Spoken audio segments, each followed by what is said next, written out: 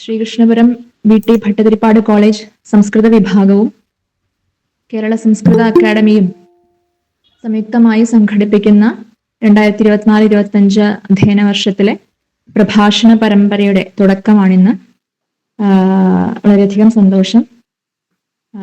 ശിശുപാലവധം the magnum opus of മാഘ എന്നുള്ളതാണ് വിഷയം. എല്ലാവരെയും സ്വാഗതം ചെയ്യുന്നു. പ്രാർത്ഥനയ്ക്കായി അവസാന വർഷ സംസ്കൃത വിദ്യാർത്ഥി ധനഞ്ജയനെ ക്ഷണിക്കുന്നു.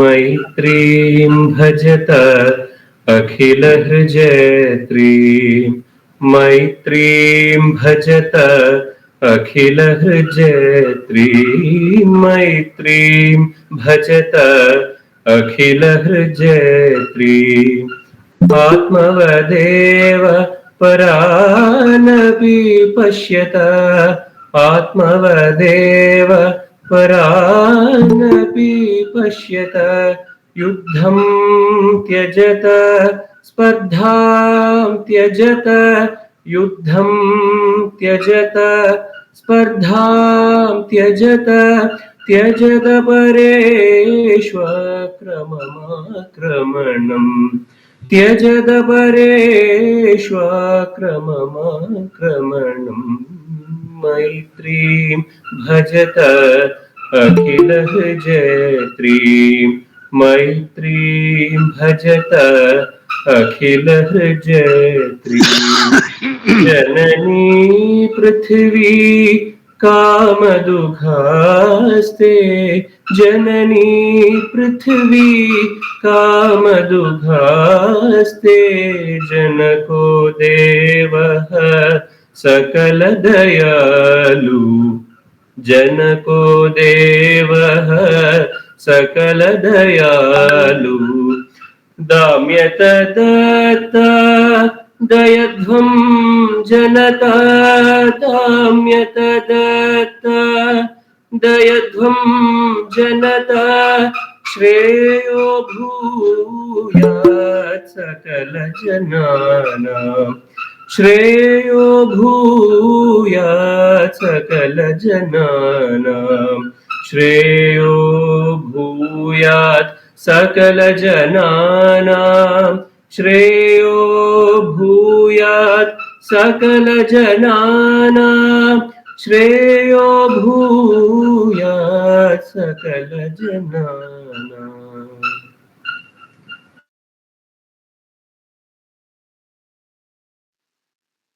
സ്വാഗത ഭാഷണത്തിനായി വിഭാഗാധ്യക്ഷ പാർവതി ടീച്ചറെ ക്ഷണിക്കുന്നു.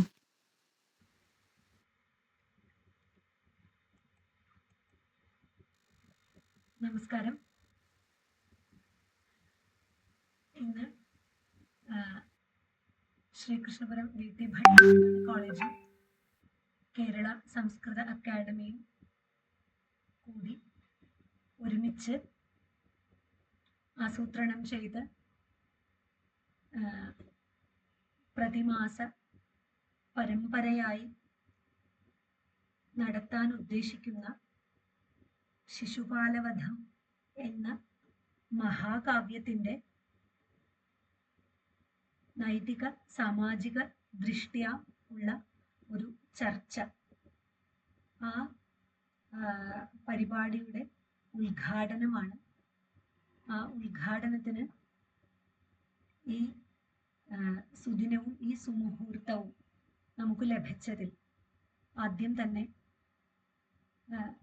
വി.ടി.ബി. കോളേജിൻ്റെ പേരിൽ കൃതജ്ഞത അറിയിക്കട്ടെ. വളരെ വളരെ സന്തോഷം അറിയിക്കട്ടെ. നമുക്ക് ഇന്നത്തെ പരിപാടിയിൽ ഉദ്ഘാടനം ചെയ്യുന്നതിനായി എത്തിച്ചേർന്നിരിക്കുന്ന ഏറ്റവും യോജിച്ച, അല്ലെങ്കിൽ ഈ പരിപാടി ഉദ്ഘാടനം ചെയ്ത് സംസാരിക്കാൻ ഇന്ന് ഭാരതത്തിൽ തന്നെ ഏറ്റവും യോജിച്ച അനുഗുണനായ ഒരു വ്യക്തിയാണ് ശ്രീ കേശവൻ വെളുത്തുള്ളി സർ. അതുപോലെ തന്നെ കേരള സംസ്കൃത അക്കാദമി വളരെ വളരെ നിരവധി പ്രവർത്തനങ്ങളിൽ ഏർപ്പെട്ട് സംസ്കൃത ഭാഷയുടെ പുരോഗതിക്കും സംസ്കൃതത്തിന്റെ ആധുനിക കാലത്തുള്ള പ്രസക്തിക്കും വേണ്ടി നിരവധി പ്രവർത്തനങ്ങൾ സംഘടിപ്പിക്കുന്നു. അതിലൊക്കെ പ്രഭാഷണ പരമ്പരകളും ചർച്ചകളും അതുപോലെ തന്നെ പുരസ്കാര സമർപ്പണവും ഒക്കെ ആയിട്ട് ധാരാളം പ്രവർത്തനങ്ങൾ സംസ്കൃത അക്കാദമിയുടെ ഭാഗത്തു നിന്നും ഉണ്ടാകുന്നുണ്ട്. അപ്പോൾ സംസ്കൃത അക്കാദമിയോട് കൂടി ചേർന്ന് ഇത്തരത്തിൽ ഒരു പ്രവർത്തനം ഞങ്ങളെ പോലുള്ള ഒരു ചെറിയ കോളേജിലുള്ള സംസ്കൃത വിഭാഗത്തിന് ചെയ്യാൻ സാധിച്ചു എന്നത് തന്നെ ഞങ്ങൾക്ക് കിട്ടിയിട്ടുള്ള ഒരു അംഗീകാരമായി ഞങ്ങൾ കരുതുന്നു. അതിൽ ഏറ്റവും സന്തോഷം ഞാൻ അറിയിക്കുകയാണ്. ശിശുപാലവധം എന്ന മഹാകാവ്യത്തെക്കുറിച്ച് നമ്മുടെ മുൻ തലമുറയിലും കുറച്ചൊക്കെ ഞങ്ങളുടെ തലമുറയിലും ഉള്ള ആളുകൾക്ക് അറിയുമായിരിക്കാം.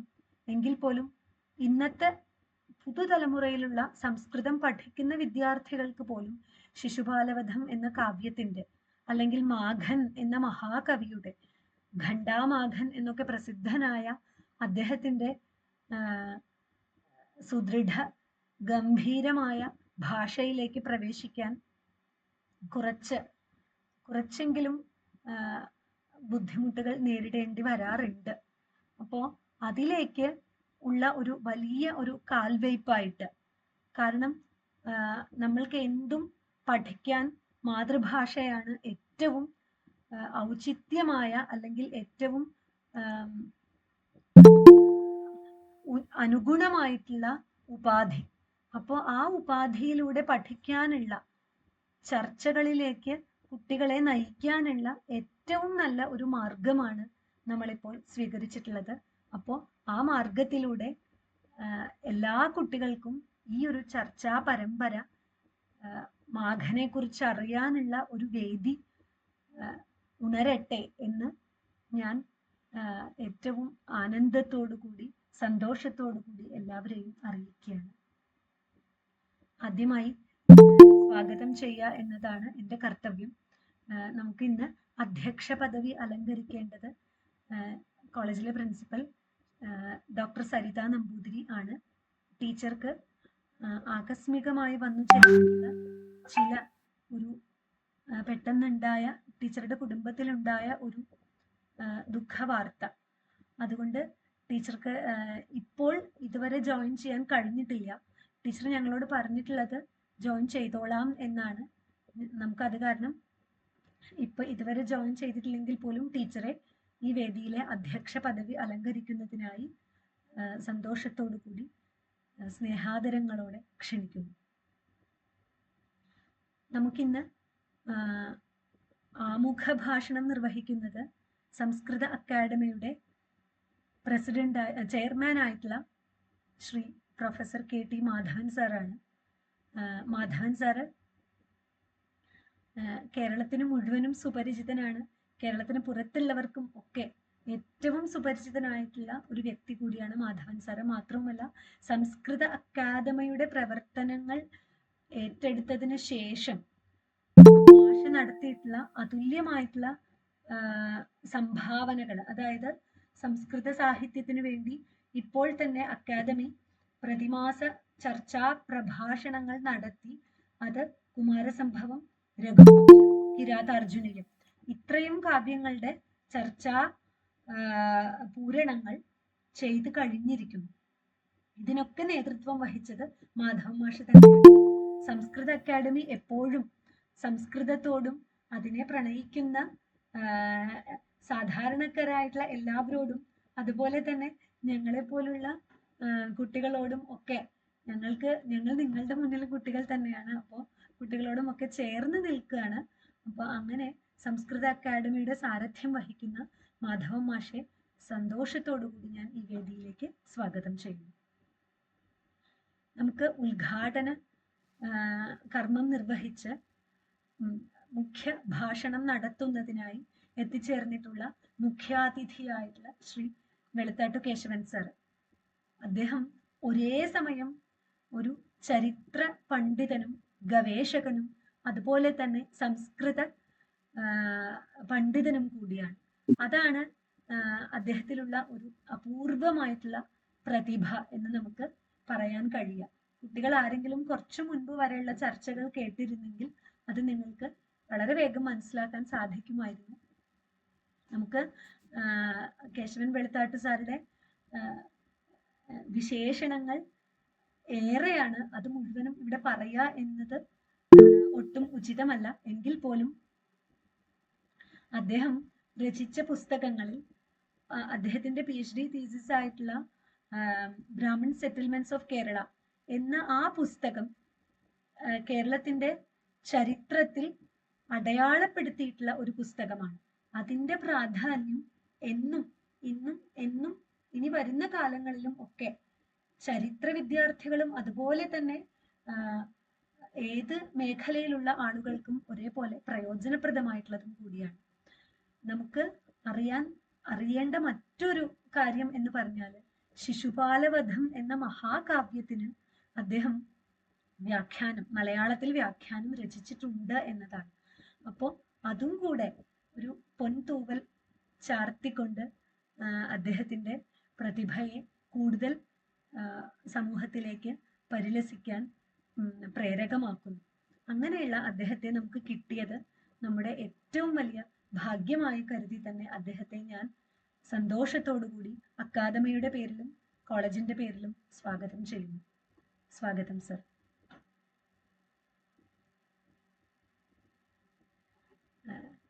സന്തോഷം. ഇന്ന് ഈ പരിപാടിയിൽ ആശംസകൾ അർപ്പിച്ച് സംസാരിക്കുന്നത് അക്കാഡമിയുടെ ജോയിന്റ് സെക്രട്ടറി ആയിട്ടുള്ള ശ്രീ രാജഗോപാലൻ സാറാണ്. സാറും ഈ സദസ്സിൽ എത്തിച്ചേർന്നിട്ടുണ്ട്, ഈ വേദിയിലുണ്ട്. സാറേയും സന്തോഷത്തോടു കൂടി ഞാൻ സ്വാഗതം ചെയ്യുന്നു. അതോടൊപ്പം കോളേജിന്റെ പ്രതിനിധിയായി IQAC കോർഡിനേറ്റർ ആയിട്ടുള്ള ശ്രീ സന്ദീപ് നാരായണൻ സാർ എത്തിച്ചേർന്നിട്ടുണ്ട്. സാറേയും ആശംസകൾ അർപ്പിക്കുന്നതിനായി എത്തിച്ചേർന്ന സാറേയും വളരെ സന്തോഷത്തോടു കൂടി ഹൃദയപൂർവ്വം ഈ വേദിയിലേക്ക് സ്വാഗതം ചെയ്യുന്നു. ഇനി നമ്മുടെ ഈ പരിപാടിയെ ഏറ്റവും മനോഹരമാക്കുന്നതിനും അല്ലെങ്കിൽ അർത്ഥപൂർണമാക്കുന്നതിനും വേണ്ടി നിരവധി അധ്യാപകരും വിദ്യാർത്ഥികളും സംസ്കൃത പ്രണയികളും ഒക്കെ ഈ മീറ്റിംഗിൽ ജോയിൻ ചെയ്തിട്ടുണ്ട്. എല്ലാവരെയും ഞാൻ ഒരിക്കൽ കൂടെ സ്വാഗതം ചെയ്തുകൊണ്ട് എൻ്റെ വാക്കുകൾ നിർത്തുന്നു. നമസ്കാരം. നന്ദി ടീച്ചർ. അധ്യക്ഷ ഭാഷണം കോളേജ് പ്രിൻസിപ്പൽ സരിത ടീച്ചറാണ്. ടീച്ചർക്ക് വരാൻ സാധിച്ചിട്ടില്ല. വിഭാഗത്തിനോടുള്ള ടീച്ചറുടെ പ്രോത്സാഹനവും സമീപനവും ടീച്ചറുടെ സാന്നിധ്യമായി സ്വീകരിക്കുന്നു. ആമുഖ ഭാഷണത്തിനായി സംസ്കൃത academy chairman professor KT Madhavan മാഷിനെ ക്ഷണിക്കുന്നു.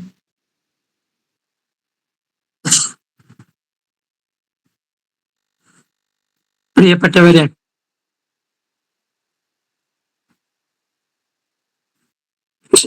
അക്കാദമിയുടെ അനേക പ്രവർത്തനങ്ങളിൽ ഒന്നാണ് മഹാകാവ്യങ്ങളെ, പ്രത്യേകിച്ച് പഞ്ചമഹാകാവ്യങ്ങളെ പരിചയപ്പെടുത്തുക എന്നുള്ളത്. അതിലെ കുമാരസംഭവവും രഘുവംശവും കഴിഞ്ഞു. കിരാതാർജുനീയം ഇനി ഒരു സർഗം കൂടി, അവസാനത്തെ സർഗം പരിചയപ്പെടുത്താനായിട്ടുണ്ട്. അത് മിക്കവാറും ഈ ആഴ്ചയിലോ അടുത്ത ആഴ്ചയിലായിട്ടോ നടക്കും.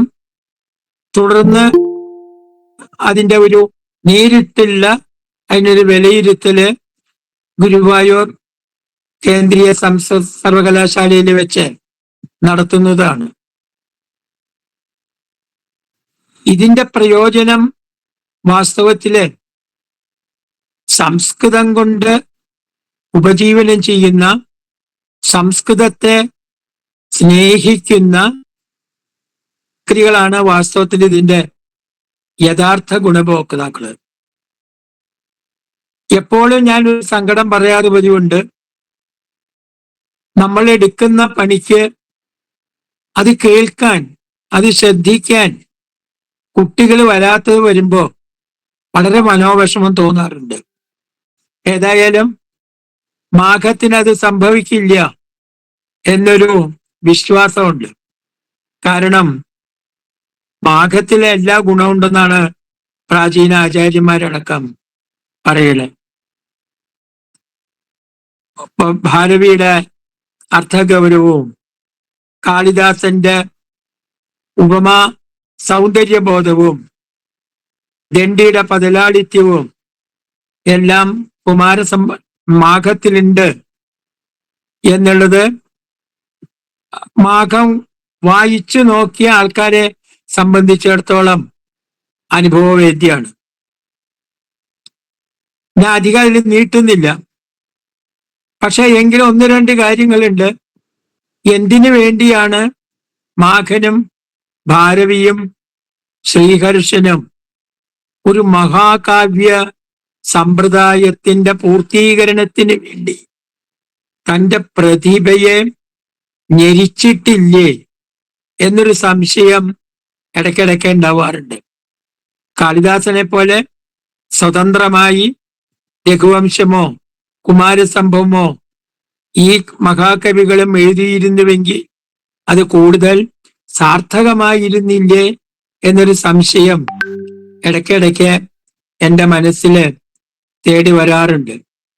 ഏതായാലും അതിൻ്റെ എല്ലാം സമാധാനം വരാൻ പോകുന്ന ഇന്നത്തെ ഉദ്ഘാടന പ്രഭാഷണത്തിലും തുടർന്ന് അതിനു ശേഷം വരുന്ന പ്രതിസർഗ പഠനത്തിലൂടെയും മൂല്യനിർണയത്തിലൂടെയും കൂടി സാധിക്കുമെന്ന് എനിക്ക് തോന്നുന്നു. ഞാൻ കൂടുതൽ കേൾക്കാൻ വെളുത്താട്ട് കേശവ മാഷുടെ വാക്കുകളെയാണ്. അദ്ദേഹത്തിന്റെ സമയം ഞാൻ ഒട്ടും കുറയ്ക്കുന്നില്ല. എങ്കിലും മാഘത്തിലെ ആദ്യത്തെ ശ്ലോകം എന്നെ മാഘം പഠിപ്പിച്ചിരുന്നത് എൻ്റെ പഴയ ഗുരുനാഥനാണ്. ശരിയായുള്ള ഗുരുനാഥൻ രാം നമ്പ്യാരി മാഷാണ്. 6-7 സർഗം വരെ അന്ന് പഠിപ്പിച്ചിരുന്നു. ഒന്നാമത്തെ സർഗം മുഴുവൻ ഏകദേശം ഇപ്പോഴും എനിക്ക് ബൈഹാർട്ടാണ്. എന്നാൽ ഒന്ന് തൊട്ടു തലോടി നോക്കേണ്ടി വരും. ആദ്യത്തെ ശ്ലോകം ചൊല്ലിക്കൊണ്ട് വെളുത്താട്ടിന് സമയം അപഹരിക്കാതെ അങ്ങോട്ട് വിട്ടുകൊടുക്കുകയാണ്. ശ്രീയപതി ശ്രീമതി ശാസിതം ജഗത് ജഗന്നിവാസോ വസുദേവ സൽമനി വസന്തദർശാദവ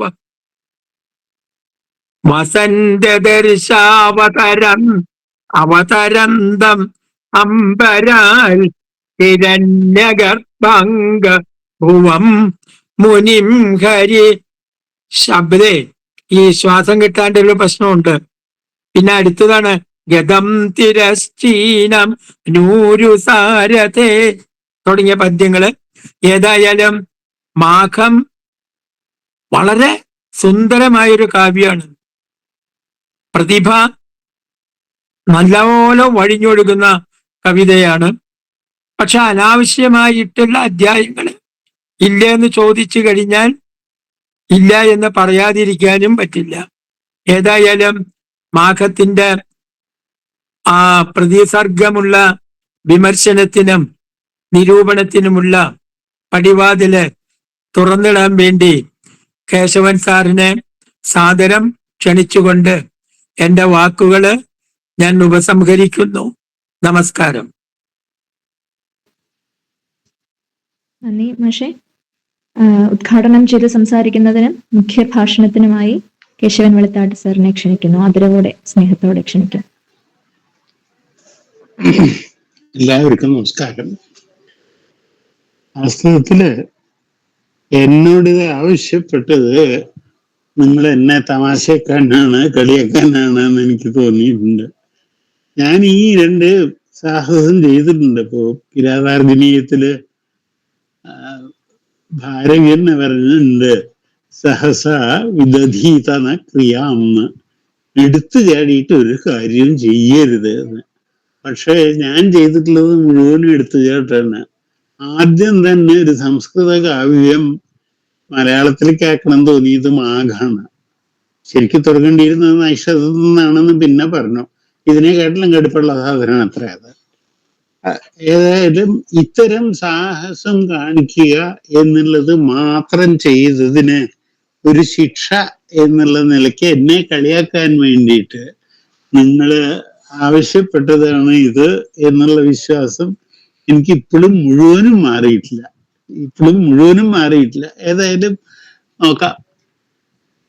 ഏതായാലും ഇങ്ങനൊരു അവസരം സംസ്കൃതത്തിലും കാവ്യത്തിലും ഒക്കെ അങ്ങേയറ്റം പഠിക്കുകയും ചിന്തിക്കുകയും ആയുഷ്കാലം മുഴുവനും ചെയ്തിട്ടുള്ളവരുടെ അടുത്ത് അതാ ഈ ഒരു മറ്റേ അമ്പലത്തിന്റെ മൂലക്കിലുള്ള ഒരു ഓട് കടിച്ചിട്ട് അമ്പലം ഞാൻ മിണുങ്ങി എന്ന് പറയണ മാതിരി ഊറ്റം പറയണ ഞാൻ പറയാം എന്ന് വിചാരിച്ചിട്ട് വന്നതാണ്. ഇതൊരു വെറും വിനയം പറയലല്ല, ഒരു കള്ളത്തരായിട്ട് വിനയം പറയണം സാധാരണ ഈ സന്ദർഭത്തിൽ എന്നൊക്കെ പറയാറുണ്ട്. പക്ഷെ ഇത് സത്യമാണ്. ഞാൻ തുടങ്ങുന്നതിന് മുമ്പ്, നമ്മള് ഫോർമലായിട്ട് തുടങ്ങുന്നതിന് മുമ്പേ രവീന്ദ്രൻ മാഷോട് പറയായിരുന്നു ഞാൻ സംസ്കൃതം പഠിച്ചിട്ടില്ല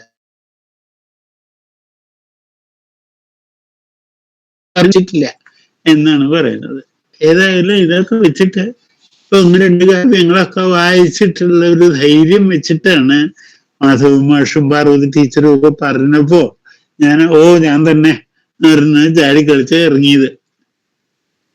നാഗം നിങ്ങൾക്ക് എല്ലാവർക്കും അറിയണ മാതിരി മഹാഭാരതാന്തർഗതമായിട്ടുള്ള ഒരു കഥാതന്തുവിനെ വികസിപ്പിച്ച് എഴുത്തിലുള്ള വലിയൊരു കാവ്യമാണ്.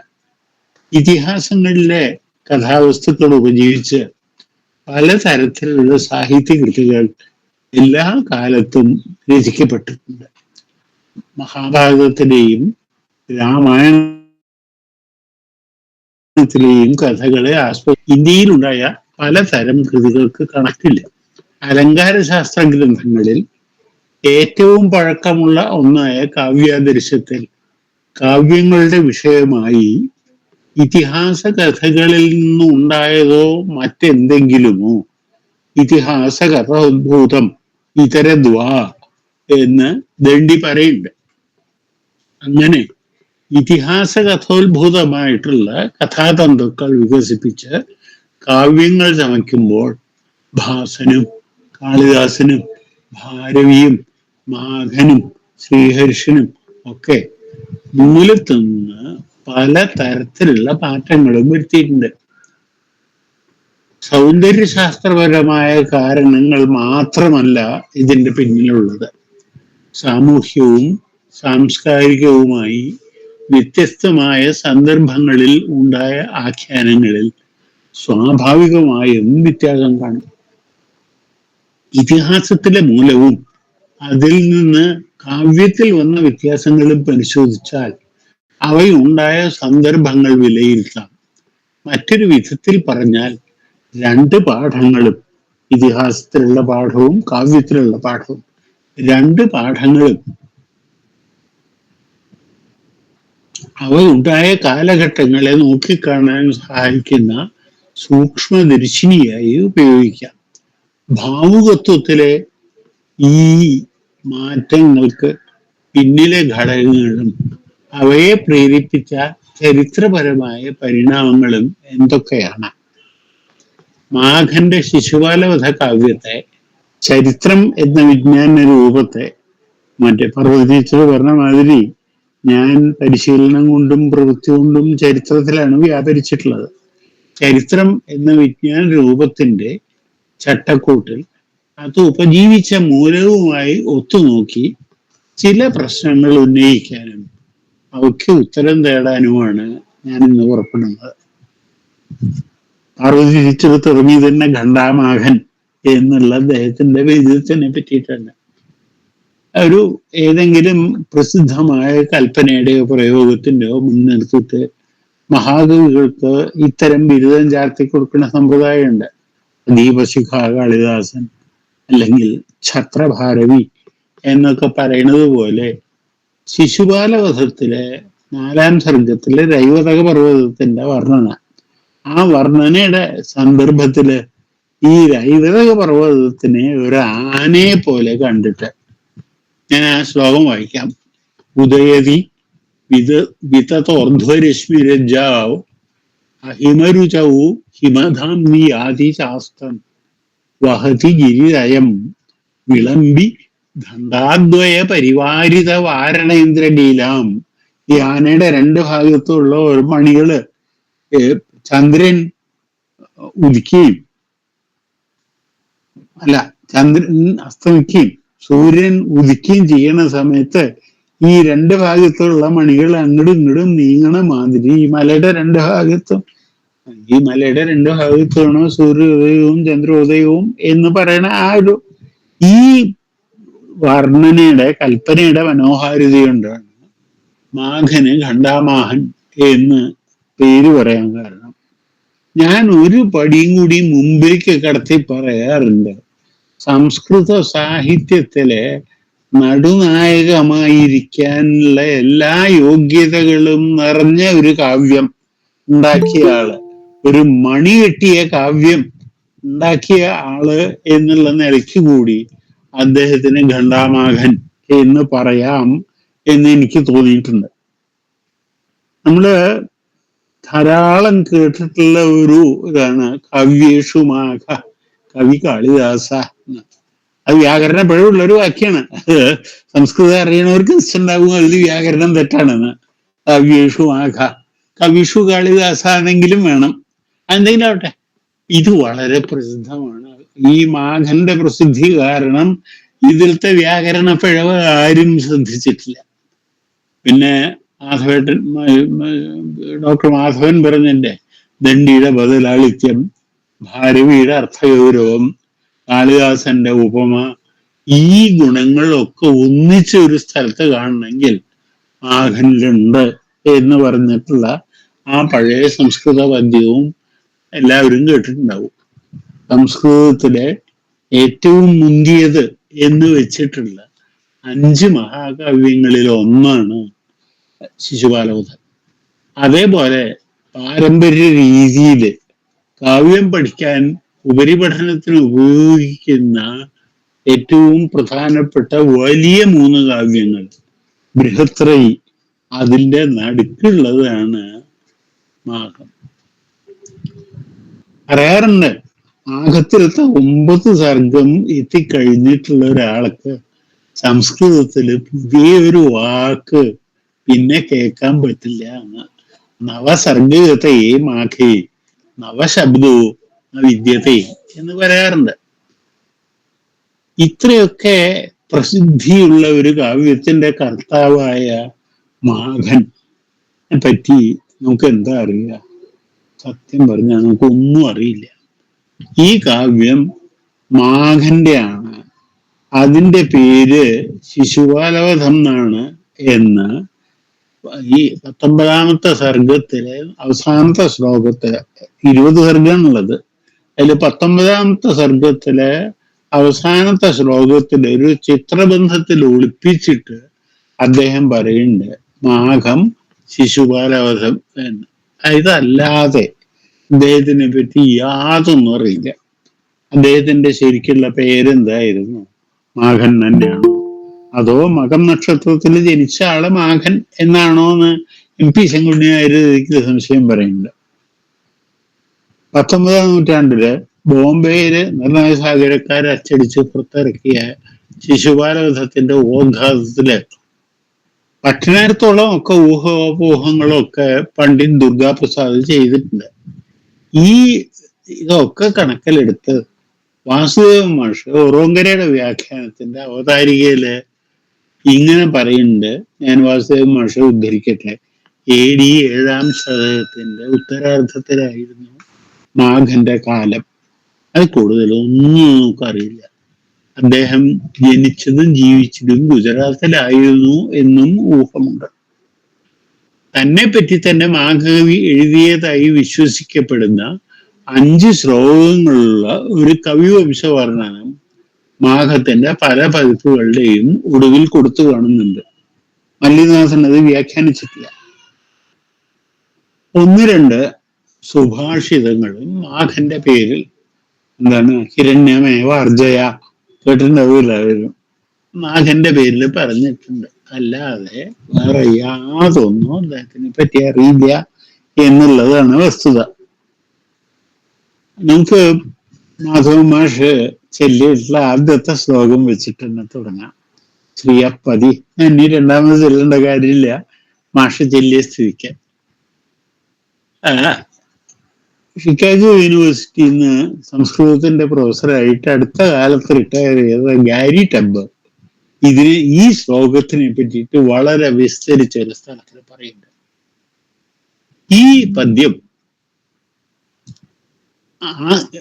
വായിച്ച ആള് ഈ കാവ്യം ആദ്യം വായിച്ചു കേൾക്കണം. അതായത് മാഘൻ ഈ കാവ്യം ചമച്ച് കഴിഞ്ഞിട്ട് അദ്ദേഹത്തിന്റെ ആദ്യത്തെ വായനക്കാരൻ എന്ന് വെക്ക ഈ പദ്യം കേൾക്കുമ്പോൾ എന്തൊക്കെയാവും അയാളുടെ ഉള്ളിലുണ്ടായ വികാരങ്ങള് എന്നുള്ളതിനെ പറ്റിയിട്ടാണ് ടബ് ഊഹിക്കുന്നത്.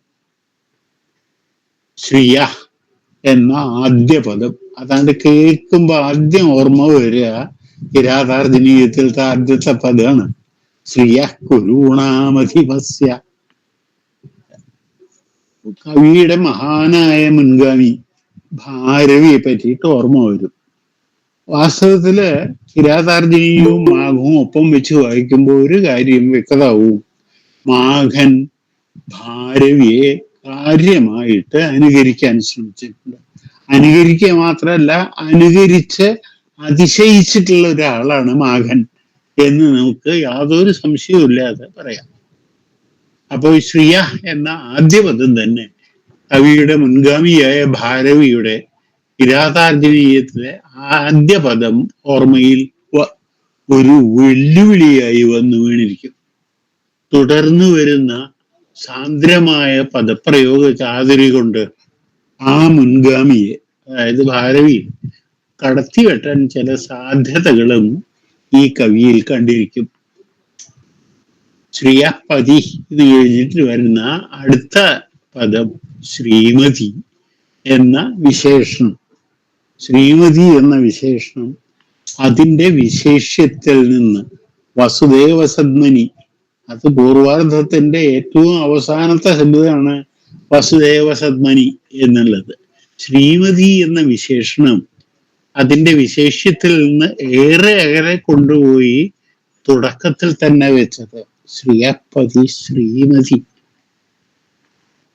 തുടർന്ന് വരുന്ന ശാസിതും എന്ന തുമുന്നന്തത്തിൽ കാണുന്ന അതിൻ്റെ തൊട്ടു മുമ്പത്തെ ശ്രീയപതി ശ്രീമതി എന്നീ ശബ്ദങ്ങളുമായുള്ള അനുപ്രാസം, പിന്നെ ജഗത് ജഗത് എന്ന് ഈ രണ്ട് ശബ്ദങ്ങൾ അടുത്തടുത്ത് എന്നാൽ രണ്ട് പാദങ്ങളിലായി ആവർത്തിച്ചതിലെ ഭംഗി, ജഗത് ജഗൻ നിവാസോ, രണ്ടാമത്തെ ജഗത്ത് അടുത്ത പാദത്തിലാണ്, ആവർത്തിച്ചതിലെ ഭംഗി, തുടർന്നു വരുന്ന ജഗന്നിവാസ വാസുദേവ സദ്മനി വസൻ എന്നതിലെ വിരോധാഭാസം.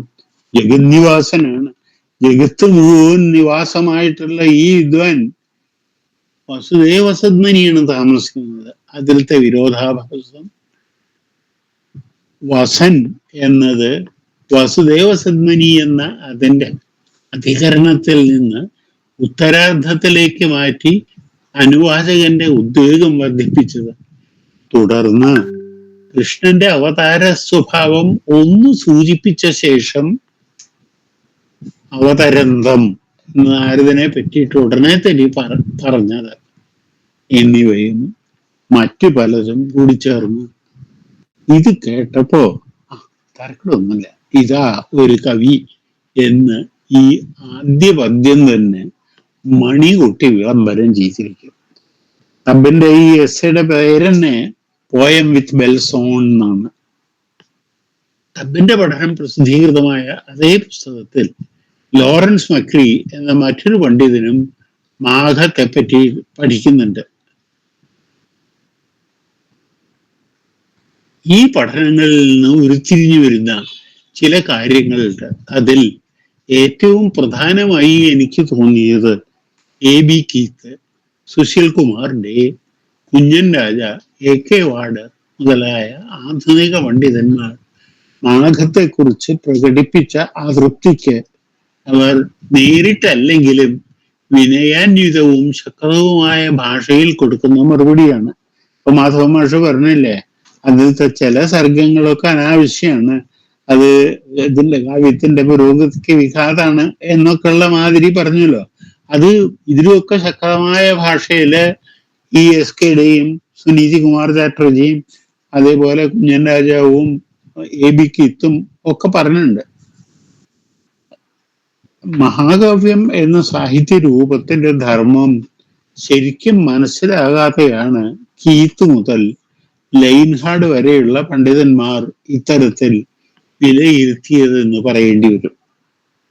മഹാഭാരതത്തിലെ ഒരു സന്ദർഭം സഭാപർവത്തിലെ 30 മുതൽ 42 കൂടിയുള്ള അധ്യായങ്ങൾ, 12 അധ്യായങ്ങൾ, ചെറിയ അധ്യായങ്ങളാണ് വികസിപ്പിച്ചതാണ് ശിശുപാർവതം. മഹാഭാരതത്തിൽ ആ പ്രകരണം ഇങ്ങനെയാണ്. രാജസൂയത്തിന്റെ മുന്നോടിയായി ധർമ്മപുത്രർ നടത്തിയ ദിഗ്വിജയത്തിനൊടുവിൽ ഇന്ദ്രപ്രസ്ഥത്തിൽ വന്ന കൃഷ്ണനോട് യാഗത്തിന് ദീക്ഷിക്കാൻ അദ്ദേഹം പറയുന്നു. ധർമ്മപുത്രർ തന്നെയാണ് യാഗം ചെയ്യേണ്ടത് എന്ന് കൃഷ്ണൻ നിർബന്ധിക്കുന്നു. അതനുസരിച്ച് ധർമ്മപുത്രർ ഒരുങ്ങുന്നു. അതിഥികൾ എത്തിച്ചേരുന്നു. ധർമ്മപുത്രർ ഓരോരുത്തരെ ഓരോ ചുമതല ഏൽപ്പിക്കുന്നു. അഭിഷേകം ചെയ്യേണ്ട ദിവസമായി എല്ലാവരും യജ്ഞവേദിയിലെത്തി. നാരദൻ എല്ലാം നോക്കിക്കണ്ടു. വിഷ്ണുവിനെ സ്മരിച്ചു. കൃഷ്ണൻ വിഷ്ണുവിന്റെ അവതാരമാണെന്നറിഞ്ഞ അദ്ദേഹം കൃഷ്ണനെ സ്തുതിക്കുന്നു. ആർക്കാണ് അർഘം കൊടുക്കേണ്ടത് എന്ന് ധർമ്മപുത്രർ ഭീഷ്മരോട് ചോദിച്ചു. അവിടെയുള്ളവരിൽ അത് ഏറ്റവും അർഹിക്കുന്നത് കൃഷ്ണനാണെന്ന് ഭീഷ്മർ പറഞ്ഞു. തേജസ് കൊണ്ടും ബലം കൊണ്ടും പരാക്രമം കൊണ്ടും നക്ഷത്രങ്ങൾക്കിടയിൽ സൂര്യനെ പോലെ കൃഷ്ണൻ ശോഭിക്കുന്നു. ഇത് ഭാരതത്തിൽ അങ്ങനെ തന്നെ ഞാൻ ഗദ്യത്തിലേക്ക് പറയണതാണ്. സൂര്യൻ ഇല്ലാത്തയിടത്ത് സൂര്യനെ പോലെയും കാറ്റില്ലാത്തയിടത്ത് കാറ്റ് പോലെയും അദ്ദേഹം ഈ സഭയെ തിളക്കുകയും ആഹ്ലാദിപ്പിക്കുകയും ചെയ്യുന്നു. സഹദേവൻ കൃഷ്ണന് അർഘം കൊടുത്തു. കൃഷ്ണൻ അത് വിധി പോലെ ശാസ്ത്രം അനുശാസിക്കുന്ന കർമ്മങ്ങളോടെ സ്വീകരിച്ചു. കൃഷ്ണനെ അങ്ങനെ ആദരിച്ചത് ശിശുപാലൻ ക്ഷമിച്ചില്ല. മഹാബലനായ അയാൾ ഭീഷ്മരെയും ധർമ്മപുത്രരെയും കൃഷ്ണനെയും വല്ലാതെ ആക്ഷേപിച്ചു.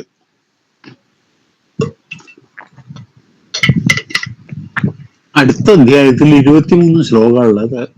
ആ 23-ൽ 22 ശ്ലോകവും ശിശുപാലൻ ഇവരെ അർച്ചിച്ച് പറയണതാണ്. ഇത് കേട്ട ധർമ്മപുത്രൻ പിന്നത്തെ അധ്യായത്തില് ശിശുപാലന്റെ അടുത്ത് ചെന്ന് മധുരമായ വാക്കുകൾ കൊണ്ട് അയാളെ സാന്ത്വനപ്പെടുത്താൻ ശ്രമിച്ചു.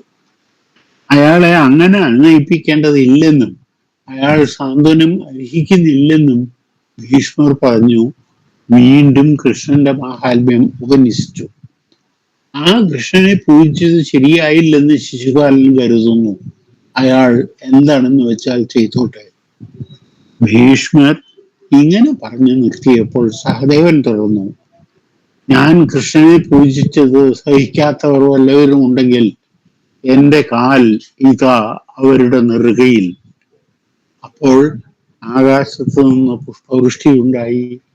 നന്ന് നന്ന് എന്ന്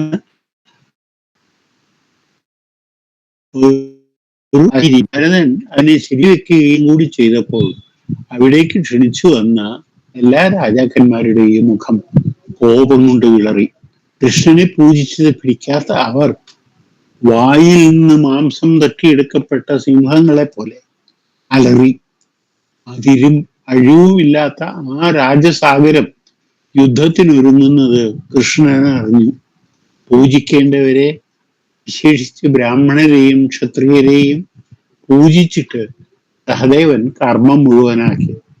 കോപം കൊണ്ട് ചുവന്ന കണ്ണുകളുമായി സുനീതൻ മറ്റു രാജാക്കന്മാരോട് പറഞ്ഞു, ഞാൻ സേനാപതിയായി നിൽക്കാം. നിങ്ങൾ എന്ത് വിചാരിക്കുന്നു? നമുക്ക് യുദ്ധത്തിനൊരുങ്ങി യാദവരെയും പാണ്ഡവരെയും നേരിടാം. രാജാക്കന്മാരെ മുഴുവൻ ഉത്സാഹിപ്പിച്ച് യാഗം മുടക്കാനായി ശിശുപാലൻ രാജാക്കന്മാരോട് മന്ത്രാലോചന ചെയ്തു. ഇങ്ങനെ കോപിച്ച് ഇളകി വരുന്ന രാജസമുദ്രം കണ്ട് ധർമ്മപുത്രർ ഭീഷ്മരോട് പറഞ്ഞു, ഇതാ രാജാക്കന്മാരുടെ വൻകടൽ കോപിച്ച് ഇളകി വരുന്നു. പിതാമഹ പറയൂ എന്താണ് ചെയ്യേണ്ടത്? യാഗം മുടങ്ങരുത്, പ്രജകൾക്ക് നല്ലത് വരണം, അത് എങ്ങനെയാണെന്ന് മുഴുവൻ പറഞ്ഞാല്. ഭീഷ്മർ സമാധാനിപ്പിച്ചു. പേടിക്കേണ്ട, സിംഹമുള്ളപ്പോൾ നായ കുരച്ചു എന്ന് വരാം.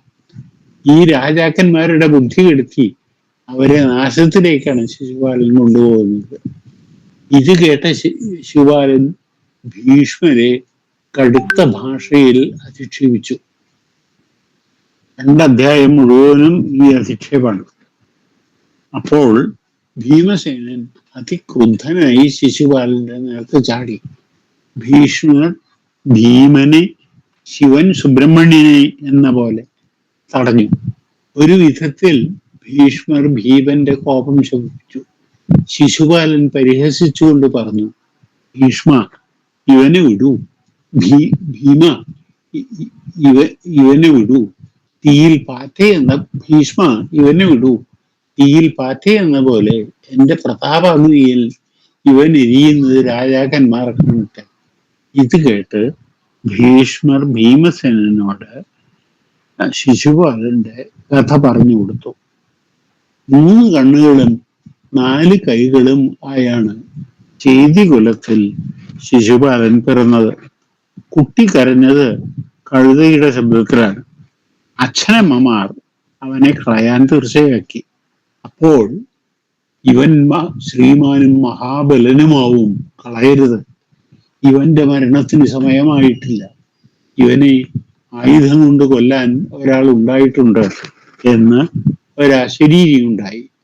അമ്മ ആ ശബ്ദത്തിന്റെ ഉടമയോട് കൈകോപ്പിച്ചു ചോദിച്ചു, ഇവന്റെ കാലൻ ആരാവും? ഒളിഞ്ഞിരുന്ന ഭൂതം വീണ്ടും പറഞ്ഞു, ഇവന് അധികമുള്ള 2 കൈകളും 1 കണ്ണും ആരുടെ മടിയിൽ ഇരിക്കുമ്പോൾ ഇല്ലാതാകുന്നുവോ അയാൾ ഇവന് കാലനാകും. ആ ഇടയ്ക്ക് ബലഭദ്രരും കൃഷ്ണനും ചേതി നഗരത്തിൽ അച്ഛൻ പെങ്ങളെ കാണാൻ ചെന്നു. ദേവി മകനെ കൃഷ്ണന്റെ മടിയിൽ ഇരുത്തി. ഉടനെ അധികമുള്ള അവന്റെ 2 കൈകൾ കുഴിഞ്ഞു വീണു. നെറ്റിയിലെ കണ്ണ് മുങ്ങിപ്പോയി. ഇത് കണ്ട് ദുഃഖിച്ച് അവർ കൃഷ്ണനോട് ഒരു വരം യാചിച്ചു. എന്ത് വേണമെങ്കിലും ചോദിച്ചോളാൻ കൃഷ്ണൻ അച്ഛൻ പെങ്ങളോട് പറഞ്ഞു. ശിശുപാലന്റെ അമ്മ ശ്രുതസ്രവസ് വസുദേവരുടെ സഹോദരിയായിരുന്നു. അവർ ആവശ്യപ്പെട്ടത് ഈ ശിശുപാലന്റെ അപരാധങ്ങളെല്ലാം പൊറുക്കണം എന്നാണ്. കൃഷ്ണൻ അവർക്ക് വാക്കു കൊടുത്തു. കൊല്ലേണ്ടതാണെങ്കിൽ പോലും ഇയാളുടെ 100 അപരാധം ഞാൻ പൊറുക്കാം. ആ കൃഷ്ണന്റെ ആ വരത്തിൽ അഹങ്കരിച്ച് പാപിയും മന്ദബുദ്ധിയുമായ ഇവൻ നിന്നെ പോരിനെ വിളിക്കുകയാണ്. തുടർന്ന് ഭീഷ്മർ ഭീമസേനന് കൃഷ്ണന്റെ യോഗ്യതകൾ പറഞ്ഞു കൊടുത്തു. ശിശുപാലൻ കൂടുതൽ കുപിതനായി ഭീഷ്മനെ വീണ്ടും കുറെ ചീത്ത പറഞ്ഞു. ഇവിടെയുള്ള മറ്റുള്ളവരെ ഒന്നും വാഴ്ത്താതെ സ്തുതി അർഹിക്കാത്ത കൃഷ്ണനെ നീ സ്തുതിക്കുന്നത് ദുര കൊണ്ടല്ലേ? നീ ജീവിക്കുന്നത് തന്നെ ഈ രാജാക്കന്മാരുടെ കൃപ കൊണ്ടല്ലേ? ഇതിന് മറുപടിയായി ആ രാജാക്കന്മാരെ താൻ പുല്ലിന് വില വെക്കുന്നില്ലെന്ന് ഭീഷ്മർ പറഞ്ഞു. ചിലർ കോപിച്ചു, ചിലർ ആനന്ദിച്ചു, ചിലർ ഇങ്ങനെ പറഞ്ഞു, പാപിയായ ഈ കിഴവൻ ക്ഷമ അർഹിക്കുന്നില്ല. ദുർബുദ്ധിയായ ഈ ഭീഷ്മനെ പശുവിനെ പോലെ കൊല്ലുക. എല്ലാവരും ചേർന്ന് ഉണക്ക പുല്ലിട്ട് ചുട്ടിരിക്കുകയും ആവാം. ഇങ്ങനെ പറഞ്ഞത് തന്നെ പറഞ്ഞുകൊണ്ടിരുന്നിട്ട് യാതൊരു കാര്യവുമില്ലെന്നും നിങ്ങളുടെ നെറുകയിൽ ഇതാ ഞാൻ കാൽ വയ്ക്കുന്നു എന്നും ഭീഷ്മർ പറഞ്ഞു. ഞങ്ങൾ പൂജിച്ച കൃഷ്ണൻ ഇതാ നിൽക്കുന്നു. നിങ്ങൾ അദ്ദേഹത്തിനെ പോരിനെ വിളിക്കൂ. ശിശുപാലൻ കൃഷ്ണനെ പോരിനെ വിളിച്ചു. കൃഷ്ണനെയും എല്ലാ പാണ്ഡവരെയും കൊന്നുകളയും എന്ന് പറഞ്ഞു. അപ്പോൾ കൃഷ്ണൻ മൃദുവായി പറഞ്ഞു, ഞങ്ങളെ വല്ലാതെ ദ്രോഹിച്ച ഇവൻ ഞങ്ങളുടെ ശത്രുവാണ്. ചാവാൻ കൊതിക്കുന്ന ഈ വിധിക്ക് രുക്മിണിയെ വിളക്കണമെന്നുണ്ടായിരുന്നു. ശൂദ്രന് വേദശ്രുതി എന്ന പോലെ അവന് അത് കിട്ടിയില്ല. ഇത് കേട്ടവരൊക്കെ ശിശുപാലനെ നിന്ദിച്ചു. പ്രതാപിയായ ശിശുപാലൻ ഉറക്കെ ചിരിച്ചു പറഞ്ഞു, എന്റെയായിരുന്ന രുക്മിണിയെ പറ്റി ഈ സഭയിൽ രാജാക്കന്മാരുടെ ഇടയിൽ പറയാൻ നമുക്ക് നാണമില്ലേ? നീയല്ലാതെ ആരെങ്കിലും അറിഞ്ഞുകൊണ്ട് മറ്റൊരാളുടേതായിരുന്ന പെണ്ണിനെ കുറിച്ച് പറയുമോ? നീ ക്ഷമിച്ചാലും കോപിച്ചാലും എനിക്ക് എന്താണ്? ഇത് പറയുമ്പോഴേക്ക് കൃഷ്ണൻ അയാളുടെ തല ചക്രം കൊണ്ട് അറുത്തു. വജ്രം കൊണ്ടുള്ള വെട്ടേറ്റ വന്മല എന്ന പോലെ അയാൾ നിലത്ത് വീണു. അപ്പോൾ ആകാശത്ത് നിന്ന് സൂര്യൻ എന്ന പോലെ ശിശുപാലന്റെ ദേഹത്ത് നിന്ന് ശ്രേഷ്ഠമായ ഒരു തേജസ് ഉയർന്നു വരുന്നത് രാജാക്കന്മാർ കണ്ടു. അത് ലോകം വണങ്ങുന്ന കൃഷ്ണനെ വന്ദിച്ചു അദ്ദേഹത്തിന്റെ ഉള്ളിലേക്ക് പ്രവേശിച്ചു. ഇതാണ് മഹാഭാരതത്തിലെ ശിശുപാലവധത്തിന്റെ പ്രകടനം. മാഘന്റെ കയ്യിൽ കിട്ടിയപ്പോൾ അത് എത്ര മാറി! ആദ്യം തന്നെ പറയട്ടെ, ആ മാറ്റങ്ങളുടെ സൗന്ദര്യശാസ്ത്രപരമായ വശങ്ങളല്ല, ചരിത്രപരമായ പ്രാധാന്യമാണ് ഞാൻ അന്വേഷിക്കാൻ പോകുന്നത്. ലോകം കാക്കാനായി വസുദേവ ഗൃഹത്തിൽ പാർക്കുന്ന കൃഷ്ണനെ കാണാൻ ഇന്ദ്രന്റെ സന്ദേശവുമായി വരുന്ന നാരദന്റെ വർണ്ണനയോടെയാണ് കാവ്യം തുടങ്ങുന്നത്. കൃഷ്ണന്റെ സൽക്കാരം ഏറ്റുവാങ്ങി നാരദൻ തന്റെ ദൗത്യം അവതരിപ്പിച്ചു. ഹിരണ്യകശിപുവായും രാവണനായും കഴിഞ്ഞ ജന്മങ്ങളിൽ ലോകത്തെ ഉപദ്രവിച്ച അതേ ആൾ ഇപ്പോൾ മറ്റൊരു വേഷം കെട്ടിയ നടനെ പോലെ ശിശുപാലനായി ലോകത്തിന് മുഴുവൻ ഉപദ്രവം ഉണ്ടാക്കുന്നു. അതുകൊണ്ട് അവനെ വധിക്കണം, ഇന്ദ്രന് സമാധാനം നൽകണം. ശരി എന്ന് പറഞ്ഞ കൃഷ്ണൻ നാരദനെ യാത്രയാക്കി. കൃഷ്ണന്റെ ഇതികർത്തവ്യത മൂഢതയോടെയാണ് രണ്ടാം സർഗം തുടങ്ങുന്നത്. ഒരു ഭാഗത്ത് ധർമ്മപുത്രരുടെ യാഗത്തിന് ക്ഷണം കിട്ടിയതനുസരിച്ച് പോവേണ്ടത് ആവശ്യമാണ്. മറുഭാഗത്ത് നാരദനെ ഏൽപ്പിച്ച ഈ പുതിയ ചുമതലയുണ്ട്. എന്തു വേണം? കൃഷ്ണൻ ബലഭദ്രരോടും ഉദ്ധവരോടും കൂടി മന്ത്രാലോചന ചെയ്യുന്നു. യാഗത്തിന് പോവുകയല്ല, ശിശുപാലനെ വകവരുത്തുകയാണ് ആദ്യം വേണ്ടതെന്ന അഭിപ്രായക്കാരനാണ് ബലഭദ്ര. ഉദ്ധവരുടെ പക്ഷത്തിൽ ഉടനെ ശിശുപാലനെ നേരിടരുത്, യാഗത്തിന് പോണം, ശിശുപാലൻ അവിടെ ഉണ്ടാവും, അവിടെ വെച്ച് മറ്റ് രാജാക്കന്മാരെ ശിശുപാലനെതിരെ തിരിക്കാം, ശിശുപാലന്റെ 100 അപരാധങ്ങൾ ക്ഷമിക്കാമെന്ന് അച്ഛൻ പെങ്ങൾക്ക് കൊടുത്ത പ്രതിജ്ഞ ലംഘിക്കാതെയും കഴിക്കാം. ഒടുവിൽ കൃഷ്ണൻ അങ്ങനെ തീരുമാനിക്കുന്നു. കൃഷ്ണനും പരിവാരങ്ങളും ഇന്ദ്രപ്രസ്ഥത്തിലേക്ക് പുറപ്പെട്ടു. ദ്വാരക, അത് നിൽക്കുന്ന സമുദ്രം, സമുദ്രതീരം, അങ്ങനെ മുന്നേറി അവർ രൈവതക പർവ്വതത്തിലെത്തുന്നു. 4-ാം സർഗം മുഴുവൻ ആ പർവ്വതത്തിന്റെ വർണ്ണനയാണ്. രൈവതകത്തിൽ പാർക്കാൻ കൊതിച്ച കൃഷ്ണനെ 6 ഋതുക്കളും മാറി മാറി സേവിക്കുന്നു. ആ ഋതുക്കളുടെ വർണ്ണനയാണ് 6-ാം സർഗത്ത്. പരിവാരത്തിലുള്ളവരുടെ കാട്ടിലെ ലീലകൾ 7-ലും ജലക്രീഡ 8-ലും വിസ്തരിച്ച് വർണ്ണിച്ച ശേഷം സൂര്യാസ്തമയം, ചന്ദ്രോദയം, രാത്രി എന്നിവ 9-ഉം. 10-ാം സർഗത്തിൽ പാനോത്സവവും കാമകേളികളും, അടുത്ത സർഗത്തിൽ പ്രഭാതവർണ്ണന. ഇങ്ങനെ വഴിയേറെ പിന്നിട്ട് യമുന കടന്ന് 13-ാം സർഗത്തിൽ അവർ ഇന്ദ്രപ്രസ്ഥത്തിലെത്തി. പാണ്ഡവർ കൃഷ്ണനെയും കൂട്ടരെയും സ്വീകരിച്ചതും മറ്റും വർണ്ണിച്ച ശേഷം ധർമ്മപുത്രരുടെ രാജസൂയത്തിന്റെ വിസ്തരിച്ചുള്ള വർണ്ണനയാണ് 14-ാം സർഗത്തിൽ. 15-ൽ അഗ്രപൂജ, ശിശുപാലകോപം. 16-ൽ ശിശുപാലൻ കൃഷ്ണന്റെ അടുത്തേക്ക് ഒരു ദൂതനെ അയക്കുന്നതും അയാൾ കൃഷ്ണനോട് ഒരേ സമയം പരുഷവും മധുരവുമായ അർത്ഥങ്ങളുള്ള ഭാഷയിൽ സംഭാഷണം നടത്തുന്നതും വർണ്ണിക്കുന്നു. പരുഷമായ അർത്ഥമാണ് വാസ്തവത്തിൽ ശിശുപാലൻ ഉദ്ദേശിച്ചതെന്നും അതിന് മറുപടി യുദ്ധമാണെന്നും കൃഷ്ണന്റെ കൂട്ടർ മനസ്സിലാക്കി. തുടർന്ന് അടുത്ത സർഗത്തിൽ 2 കൂട്ടരുടെയും സൈന്യങ്ങൾ യുദ്ധത്തിനൊരുങ്ങുന്നു. 18 യുദ്ധം ആരംഭിക്കുന്നു. ജയം ഏത് വഴിക്കും തിരിയാം. 19 യുദ്ധം മുറുകുന്നു. ഇതിലാണ് സർവതോഭദ്രം, അർദ്ധപ്രമകം, മുരജഗബന്ധം മുതലായ ചിത്രബന്ധങ്ങളും മഹാകാവ്യങ്ങളിൽ കാണുന്ന മറ്റ് പല വിദ്യകളും. 19ന്റെ അവസാനമാകുമ്പോഴേക്ക് കൃഷ്ണൻ നേരിട്ട് യുദ്ധത്തിന് ഇറങ്ങുന്നു. പലതരം ദിവ്യാസ്ത്രങ്ങളും പ്രയോഗിച്ച് ശിശുപാലൻ യുദ്ധം ചെയ്യുന്നതും കൃഷ്ണൻ എല്ലാം തടുക്കുന്നതുമാണ് 20.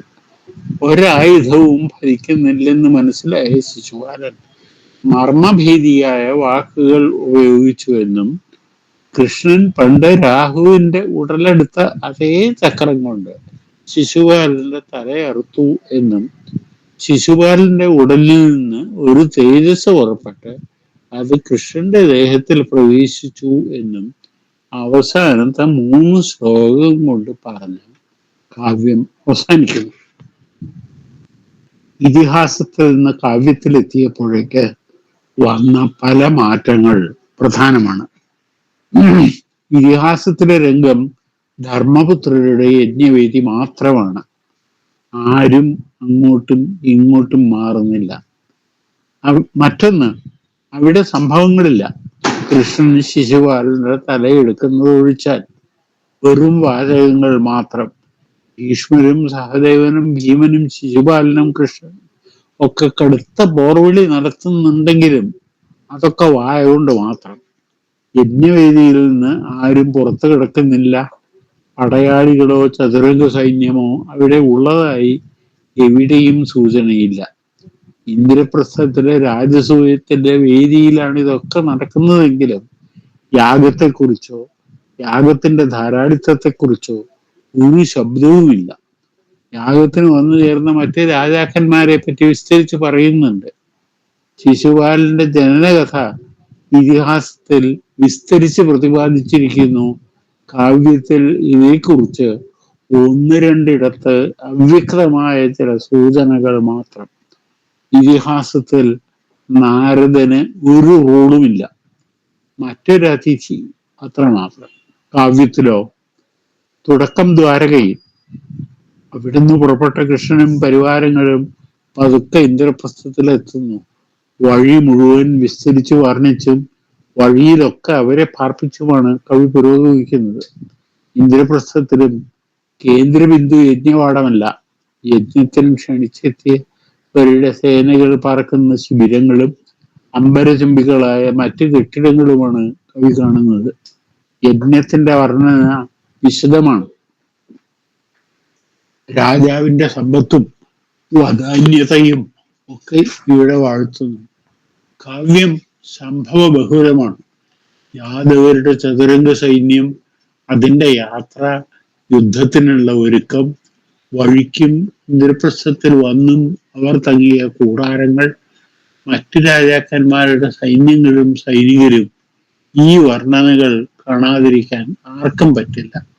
അവസാനത്തെ 4 സർഗങ്ങളിൽ യുദ്ധത്തിനുള്ള ഒരുക്കവും യുദ്ധവും.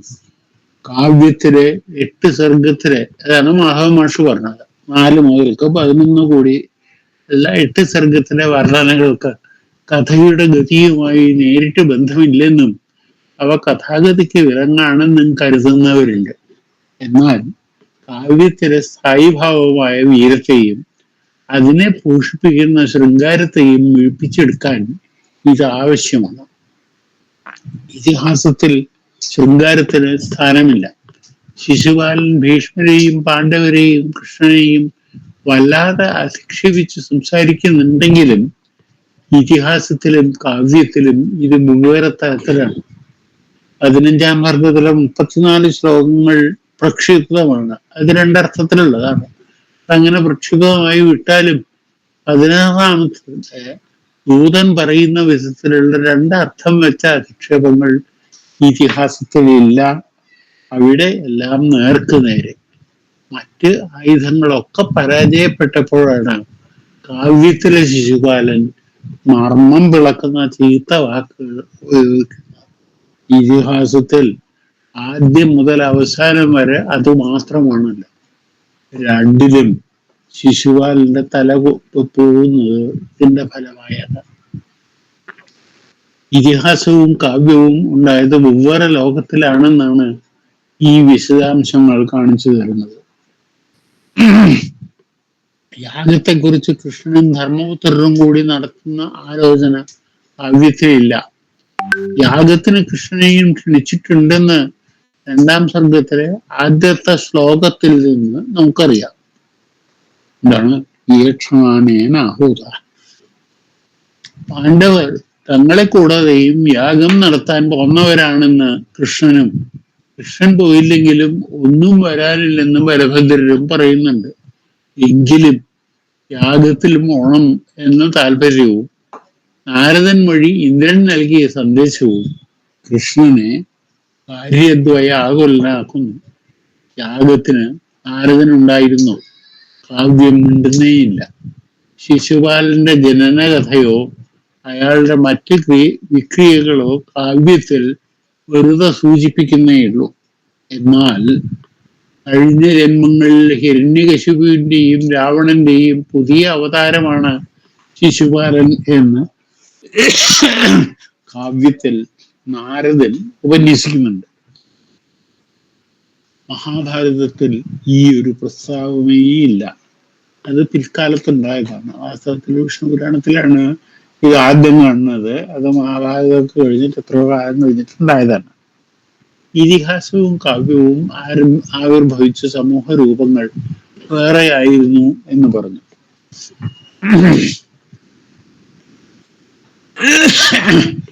കാവ്യത്തിന്റെ ലഭ്യമായ ആദ്യത്തെ വ്യാഖ്യാനത്തിൽ തന്നെ യുഗസംക്രമത്തെക്കുറിച്ചുള്ള ഈ ബോധം കാണാം. ആദ്യ ശ്ലോകം മാധവ മഹർഷി ചൊല്ലിയ ശ്രീയപതി എന്നുള്ള ആദ്യത്തെ ശ്ലോകം വ്യാഖ്യാനിച്ചുകൊണ്ട് വല്ലഭൻ ഇത് കാണിച്ചു തരുന്നുണ്ട്. വല്ലഭന്റെ വ്യാഖ്യാനം മല്ലിനാഥന്റെ മാതിരി അന്വയമുഖമല്ല, ആകാംക്ഷയാണ്. ആകാംക്ഷിച്ച് അന്വയിക്കുന്ന രീതിയിലുള്ള വല്ലഭന്റെ വ്യാഖ്യാനം ഇങ്ങനെ തുടങ്ങുന്നു. ഹരി മുനിയെ കണ്ടു, ഹരി മുനിം ദദർശ എന്നുള്ളത് വെച്ചിട്ട് എവിടെ വെച്ചിട്ട് ഏത് ഹരി എങ്ങനെ ഒക്കെ പറഞ്ഞിട്ട് പോണതാണ്. എപ്പോൾ കണ്ടു, എവിടെ കണ്ടു എന്നുള്ള ചോദ്യത്തിന്റെ ഉത്തരമായിട്ട് വാസുദേഹ ഗൃഹത്തിൽ പാർക്കുമ്പോൾ കലിദ്വാപര യുഗങ്ങളുടെ സന്ധിയിൽ, കലിദ്വാപര സന്ധാവു, യുഗസംക്രമണത്തിന്റെ ഇതിഹാസമാണ് മഹാഭാരതം എന്ന് മറ്റൊരു വിധത്തിൽ വേറൊരിടത്ത് ഞാൻ വാദിച്ചിട്ടുണ്ട്. ഭാരതത്തിലെ ആഖ്യാനപരമായ ഭാഗങ്ങളിൽ പഴയ യുഗവും പ്രബോധനപരമായ ഭാഗങ്ങളിൽ പുതിയ യുഗവും നമുക്ക് കാണാം. എൻ്റെ വാദം സ്വീകാര്യമാണെങ്കിൽ മഹാഭാരതത്തിലെ ആഖ്യാനപരമായ ഭാഗത്ത് വരുന്ന ശിശുപാലവധം എന്ന പ്രകരണം യോജിപ്പിക്കേണ്ടത് അത്തരത്തിലുള്ള പഴയ യുഗത്തിലേക്കാണ്. ഞാൻ തെളിച്ചു പറയാം. മഹാഭാരതത്തിലെ ആഖ്യാനപരമായ സഭാപർവത്തിൽ പൊതുവെ കാണുന്ന സാമൂഹ്യ രാഷ്ട്രീയ ഘടനയുടെ അടിസ്ഥാനം ചാർച്ചയാണ്. ഈ ഭാഗങ്ങളിൽ സമൂഹത്തിലെ ഉച്ചാവചങ്ങളോ അത് നിലനിർത്താൻ വേണ്ടിയുള്ള വ്യവസ്ഥാപിതമായ ഭരണകൂടമോ കാണാൻ പറ്റില്ല. 5-ാം അധ്യായത്തിലെ നാരദന്റെ പ്രബോധനങ്ങൾ ഒഴിച്ച് ഒരു ജനവർഗത്തിന്റെ ട്രൈബ്, മൂപ്പൻ, ചീഫ് എന്നീ സഭാപർവത്തിൽ രാജൻ ശബ്ദത്തിന് അർത്ഥമുണ്ട്. വീട് തോറും രാജാക്കന്മാരുണ്ട് എന്ന് ഗൃഹീ രാജാന എന്ന് സഭാപർവത്തിൽ ധർമ്മപുത്രൻ പറയുന്നതിന്റെ പൊരുൾ ഇതാണ്. മൂപ്പന്മാരുടെ തലത്തിലുള്ള ഇത്തരം രാഷ്ട്രീയ ഘടനകളെ കുറിച്ച് ചീഫ്ഡം ലെവൽ ഓർഗനൈസേഷൻ, ആന്ത്രോപോളജി മുതലായ സാമൂഹ്യ ശാസ്ത്രങ്ങൾ അടുത്ത കാലത്ത് പല പഠനങ്ങളും നടത്തിയിട്ടുണ്ട്. മഹാഭാരതം വായിക്കുമ്പോൾ അവയുടെ ഉൾക്കാഴ്ചകൾ ഏറെ ഉപയോഗപ്പെടും. ഈ ഘടനയുടെ മൂലതത്വം ചാർച്ചയാണ്. മൂപ്പനോട് അടുത്ത ചാർച്ചയുള്ളവർക്ക് കൂടുതൽ അധികാരവും നിയന്ത്രണവും കിട്ടുന്നു. മൂപ്പന്റെ സാമ്പത്തികമായ അടിത്തറ പിടിച്ചു പറിച്ചു കൊണ്ടുവരുന്ന കൊള്ള മുതലും മറ്റുള്ളവർ അറിഞ്ഞു കൊടുക്കുന്ന തിരുമുൽക്കാഴ്ചകളും അവയുടെയൊക്കെ പുനർവിതരണവുമാണ്. യാഗം തുടങ്ങുന്നതിന് തൊട്ടു മുമ്പ് ദിഗ്വിജയത്തിനായി 4 വഴിക്ക് പോയ 4 പാണ്ഡവന്മാർ പിടിച്ചു പറിച്ചു കൊണ്ടുവരുന്ന പലതരം സമ്പത്തിനെ കുറിച്ച് സഭാപർവം 23 മുതൽ 30 വരെയുള്ള അധ്യായങ്ങളിൽ പറയുന്നുണ്ട്. ഉടനെ തന്നെ പ്രജകൾ കൊണ്ടുവരുന്ന തിരുവുൾ കാഴ്ചകളും പ്രതിപാദിക്കുന്നു. ആ സന്ദർഭത്തിലാണ് വാസ്തവത്തില് അർജുനന് ധനഞ്ജയൻ എന്ന് പേര് വരാൻ കാരണം ഇങ്ങനെ ഈ ഉത്തര പാഞ്ചാലന്മാരെ കൊള്ളയടിച്ചു കൊടുന്നിട്ടുള്ള ഈ മുതല് കൊടുന്നിട്ടുള്ളത് കൊണ്ടാണ് ധനഞ്ജയൻ എന്നുള്ള പേര് അർജുനന് കിട്ടണത് തന്നെ. ആ സന്ദർഭത്തിലാണ് കൃഷ്ണനും ധർമ്മപുത്രരും തമ്മിൽ ചർച്ച ചെയ്ത് ധർമ്മപുത്രരാണ് യാഗത്തിന് നീക്ഷിക്കേണ്ടതെന്ന തീരുമാനത്തിൽ എത്തുന്നത്. ഭരണം നടത്തുന്ന ഉദ്യോഗസ്ഥന്മാരെ അവിടെ കാണില്ല. പടയാളികളും അതെ, ചാർച്ചക്കാർ മാത്രം. ഈ ഒരു സാമൂഹ്യ രൂപത്തിൽ നിന്ന് മാറി സാമ്പത്തികവും സാമൂഹികവുമായ ഉച്ചാവചങ്ങളും അത് സംരക്ഷിക്കാൻ പറ്റിയ ഭരണകൂടവും ഉള്ള ഒരു സ്ഥിതിയാണ് മാഘത്തിൽ. ഇന്ദ്രപ്രസ്ഥത്തിലേക്ക് യാഗത്തിന് വന്ന എല്ലാവരും സംതൃപ്തരായാണ് മടങ്ങുന്നത്. കൂട്ടത്തിൽ യാചകരുമുണ്ട്. അവരാരും വെറും കൈയോടെ പോകുന്നില്ല. കാവ്യത്തിൽ വിശദമായി വർണ്ണിച്ച നഗരം, വാണിജ്യം എന്നിവയും കാണിക്കുന്നത് വ്യത്യസ്തമായ ഒരു സമ്പദ് വ്യവസ്ഥയെയാണ്. ഇതൊന്നും മഹാഭാരതത്തിലില്ലാത്തതാണ്. സൈന്യത്തിന്റെ വിശദാംശങ്ങൾ മതി രാഷ്ട്രീയ ഘടനയിലെ മാറ്റങ്ങൾ അറിയാൻ. ശിശുപാലവധത്തിലെ രാജാവിനെ മനസ്സിലാക്കേണ്ടത് എല്ലാ അധികാരങ്ങളും തന്നിൽ കേന്ദ്രീകരിച്ചിരിക്കുന്ന ഒരു ഏകാധിപതിയായിട്ടല്ല, തൻ്റെ കീഴിൽ അനേകം സാമന്തന്മാരുള്ള ഒരു രാജാധിരാജനായിട്ടാണ്. കൃഷ്ണനും ധർമ്മപുത്രരും ശിശുപാലനും ഒക്കെ ഇങ്ങനെ ഏർലി മിഡീവൽ എന്ന് അടുത്ത കാലത്ത് ഇന്ത്യയിലെ ചരിത്രകാരന്മാർ വിശേഷിപ്പിച്ച ഗുപ്തകാലത്തും അതിനുശേഷവും നിലവിൽ വന്ന രാഷ്ട്രീയ ഘടനയാണ് അവിടെ കാണുക. പുതുവർഷാരംഭത്തിൽ ഇന്ത്യൻ രാഷ്ട്രീയത്തിൽ വലിയൊരു മാറ്റം സംഭവിച്ചു. കോമണറ, അതായത് പണ്ട് നമ്മൾ ക്രിസ്ത്യറ എന്ന് പറഞ്ഞിരുന്നത് ഇപ്പൊ കുറെ കൂടി പൊളിറ്റിക്കലി കറക്റ്റായിട്ട് കോമണറ എന്നാണ് ചരിത്രത്തിൽ വരാറ്. പുതുവർഷാരംഭത്തിൽ ഇന്ത്യൻ രാഷ്ട്രീയത്തിൽ വലിയൊരു മാറ്റം സംഭവിച്ചു. ആധികാരികമായ ആദ്യത്തെ ഭരണകൂടത്തിന് ആധിക്യം വഹിച്ച മൗര്യന്മാരുടെ അപജയത്തിന് ശേഷം വടക്കു പടിഞ്ഞാറൻ ഇന്ത്യയിലും ഡെക്കാനിലും ഒക്കെയായി കൊച്ചു കൊച്ചു രാജ്യങ്ങൾ നിലവിൽ വന്നു. ഈ രാജ്യങ്ങളാണ് വാസ്തവത്തിൽ പിൽക്കാലത്ത് ഇന്ത്യയുടെ ചരിത്രത്തിൽ മുഖമുദ്രയായി കാണുന്ന രാജ്യങ്ങളുടെ പ്രാഗ്രൂപം. മൗര്യന്മാരുടേതിൽ നിന്ന് പ്രചോദനം ഉൾക്കൊണ്ട ഒരു തരം സെക്കൻഡറി സ്റ്റേറ്റ് എന്ന രീതിയിൽ ഉയരെടുത്തവയായിരുന്നു ഈ രാജ്യങ്ങൾ. ഗുപ്താനന്തര കാലഘട്ടത്തിൽ ഉടൽ കൊഴുത്ത ഇന്ത്യൻ രാഷ്ട്ര രൂപീകരണത്തിന്റെ പിന്നിൽ ഇവയെ സങ്കല്പിച്ചാൽ ഇന്ത്യയുടെ രാഷ്ട്രീയ ചരിത്രം മനസ്സിലാവാൻ എളുപ്പം കൂടും. പല നിലയ്ക്കും ഈ രാജാക്കന്മാർ തമ്മിൽ സമാനതകളുണ്ടായിരുന്നു. ഇവരിലെ രാജാക്കന്മാർ അന്യോന്യം ചത്തും കൊന്നും അടങ്ങുന്ന ഷാഡ്ഗുണ്യ മണ്ഡലയോനി സങ്കല്പങ്ങളടക്കുന്ന അർത്ഥശാസ്ത്രം സങ്കല്പിക്കുന്ന വിജിഗീഷുക്കളായിരുന്നു. ആ രാജാക്കന്മാരെയും അവരുടെ അധികാര പ്രയോഗത്തെയും നീതീകരിക്കുന്ന തരത്തിലുള്ള ഒരു പ്രതിച്ഛായ അവരെക്കുറിച്ച്, അവരുടെ പ്രവൃത്തികളെ കുറിച്ചും ഉണ്ടാക്കേണ്ടത് അന്നത്തെ രാഷ്ട്രീയത്തിൽ വലിയ ആവശ്യമായിരുന്നു. അക്കാലത്തെ കലാരൂപങ്ങളൊക്കെ ഇതിൽ ബദ്ധശ്രദ്ധമായിരുന്നു എന്ന് R.S. ശർമ്മ, ദേവാംഗന ദേശായി തുടങ്ങിയവർ തങ്ങളുടെ പഠനത്തിലൂടെ മുന്നോട്ട് വെച്ചിട്ടുണ്ട്. മാഘം 2-ാം സർഗത്തിലെ മന്ത്രാലോചന മുതൽക്ക് തുടങ്ങാം. ബലഭദ്രരുടെയും ഉദ്ധവന്റെയും വായിൽ കൂടിയാണ് മാഘൻ ഇത് അവതരിപ്പിക്കുന്നത്. വാസ്തവത്തിൽ കൗടില്യന്റെ അർത്ഥശാസ്ത്രം തൊട്ട് രാഷ്ട്രമീമാംസയിലുണ്ടായ ഗ്രന്ഥങ്ങളൊക്കെ ചർച്ച ചെയ്യുന്ന പ്രശ്നങ്ങളാണത്. മന്ത്രാംഗം കൂടിയാട്ടം കണ്ടിട്ടുള്ളവർക്ക് ഈ മാഘത്തിലത്തെ എത്ര ശ്ലോകങ്ങളാണ് ഇത് ഉദ്ധരിച്ചിട്ടുള്ളത് എന്ന് ഓർമ്മയുണ്ടാവും.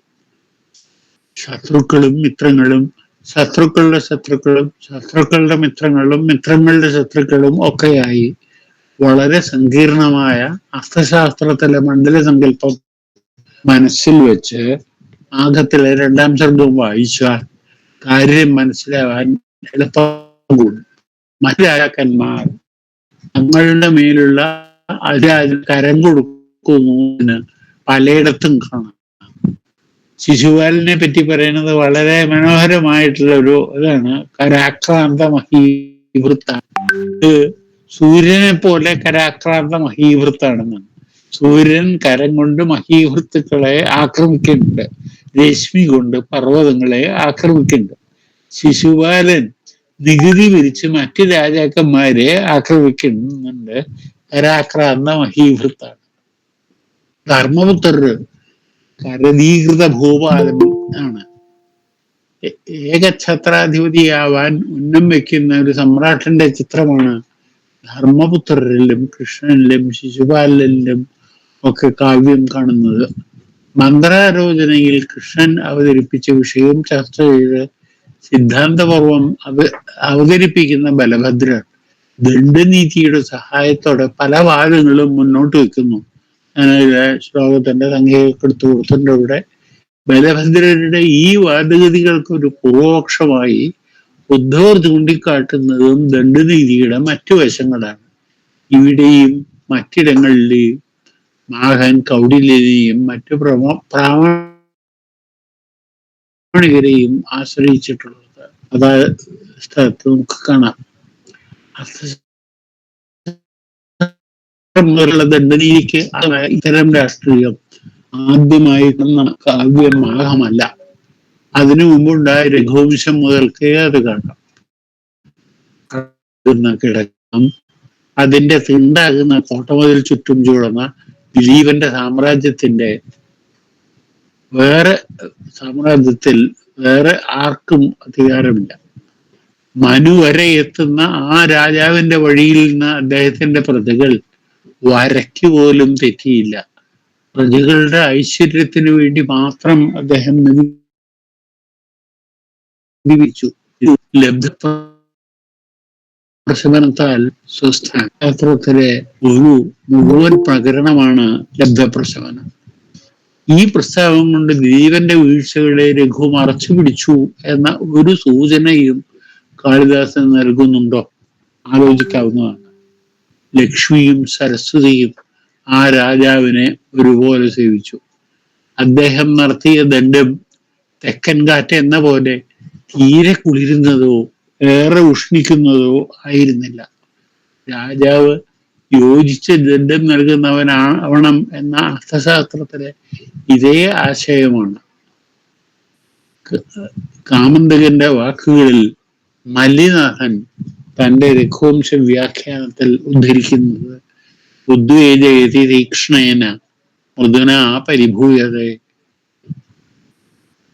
ദണ്ഡേന നിർവൃതി തസ്മാത്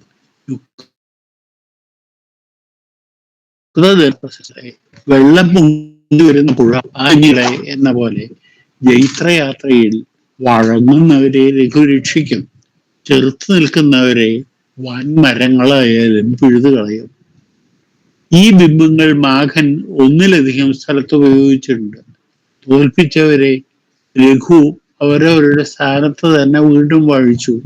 അവർ തളച്ചു വരികയും ചെയ്തു. മാഘത്തിലെ ധർമ്മപുത്രരും അതെ ദിഗ്വിജയത്തിൽ താൻ കീഴടക്കിയ രാജാക്കന്മാരുടെ ഭൂമി തിരിച്ചു കൊടുക്കുന്നുണ്ട്. ഇത്തരം ഗ്രഹണ മോക്ഷങ്ങൾ വിജിഗീഷുവിന് പറഞ്ഞതാണ്. ഇത് പറയുന്നത് കാവ്യങ്ങളും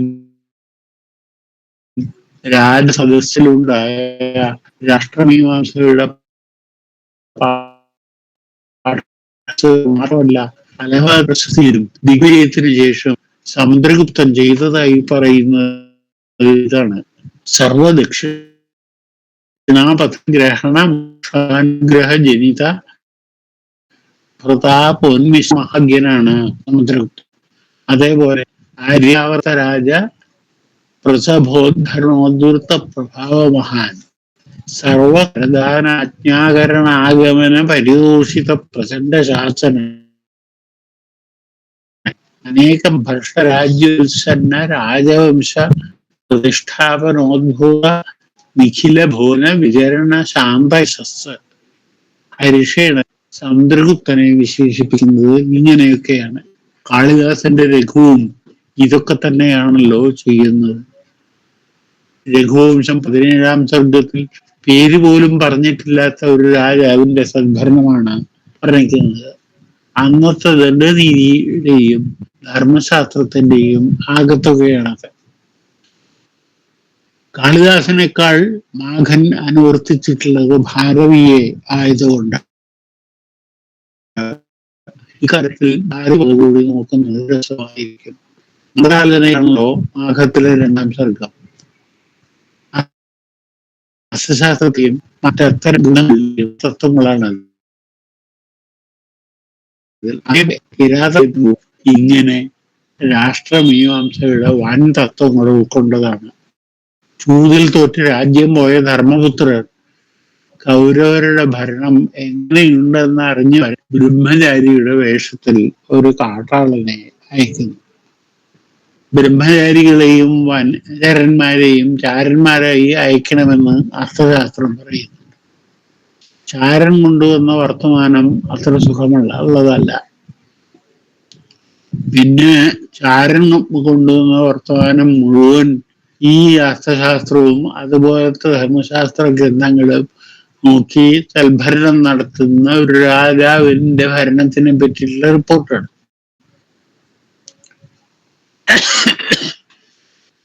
ഇനി എന്തിനു വൈകിക്കുന്നു എന്ന് ചോദിച്ച് പാഞ്ചാലി അവിടെ ഒരു പ്രസംഗം നടത്തുന്നു. ഭീമന്റെ തുടക്കം തന്നെ, 2-ാം സർഗത്തിലെ ഭീമന്റെ തുടക്കം തന്നെ 4 വിദ്യകളിലും വീരോത്സവനാണ് താങ്കൾ എങ്കിലും എന്നാണ്.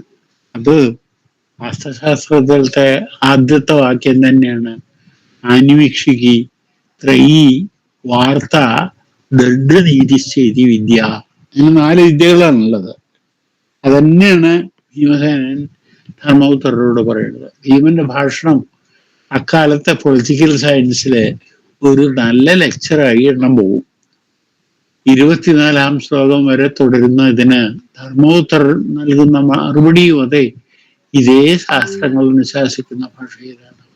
53-ാം ശ്ലോകം വരെ ഇത് തുടരുന്നു. വ്യാസൻ വന്ന് പാണ്ഡവർക്ക് ശത്രുപാളയത്തിന്റെ ശക്തി മനസ്സിലാക്കി കൊടുക്കുകയും തപസ് ചെയ്ത് ദിവ്യാസ്ത്രങ്ങൾ നേടാൻ അർജുനനെ ഉപദേശിക്കുകയും ചെയ്യുന്നത് ഈ ഭാഗം അവസാനിക്കുന്നു. ഇങ്ങനെ പുതുവർഷ ആരംഭത്തോടെ സംസ്കൃതത്തിൽ പുതിയൊരു അനുഭവമായി നിലവിൽ വന്ന കാവ്യം എന്ന സാഹിത്യ രൂപത്തിൽ സമകാലിക രാഷ്ട്രീയത്തിന്റെ സമഗ്രമായ നീതീകരണം, ജസ്റ്റിഫിക്കേഷൻ കാണാം എന്ന് ഞാൻ വേറൊരിടത്ത് വിസ്തരിച്ച് വാദിച്ചിട്ടുണ്ട്. മഹാകാവ്യത്തോടൊപ്പം രംഗത്ത് വന്ന പ്രശസ്തി എന്ന രൂപവും ചെയ്യുന്നത് ഇത് തന്നെ എന്ന് കാണാം. ഏറെ വിസ്തരിക്കുന്നില്ല. പ്രശസ്തിക്കും കാവ്യത്തിനും ഒരേ രാഷ്ട്രീയ ധർമ്മമായിരുന്നു.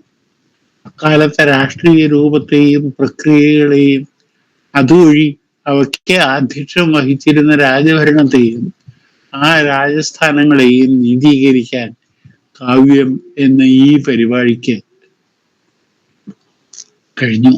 ശരിയാണ്, ഇതുമൂലം ദർബാർ സാഹിത്യത്തിന് ഒരു തരം സാമ്പ്രദായിക കൈവന്നു. അടുത്ത ശ്ലോകത്തിൽ ഇന്നതായിരിക്കും പറയുക എന്ന് മിക്ക കാവ്യത്തിലും പ്രശസ്തിയിലും പ്രവചിക്കാം എന്നായി. ഇതിന്റെയൊക്കെ ഫലമോ കാവ്യം എന്ന സാഹിത്യ രൂപത്തിന് വലിയ അപജയം നേരിട്ടു.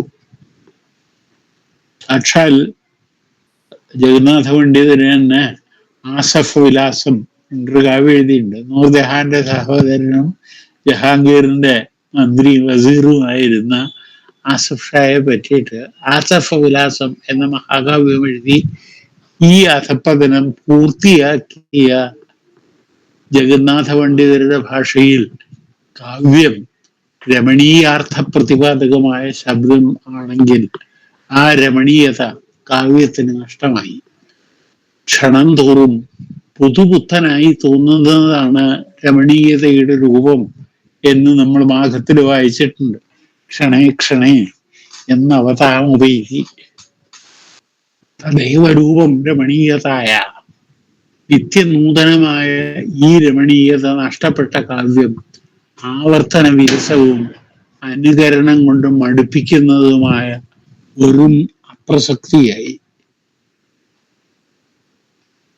രഘുവംശത്തിന്റെ അവതാരികയിൽ കുട്ടികൃഷ്ണമാരാർ അവതരിപ്പിച്ചത് ഈ അപചയത്തോടുള്ള അമർഷമാണ്. കാളിദാസൻ ജീവിച്ചത് ഗുപ്ത കാലഘട്ടത്തോട് അടുപ്പിച്ചാണെന്നും മറ്റും വാദിച്ച വി മറാഷിയെ മാരാർ കുളിപ്പിച്ചു കിടത്തുന്നുണ്ട്. ഞാൻ മാരാരുടെ അതെന്ന് ഉദ്ധരിക്കാം.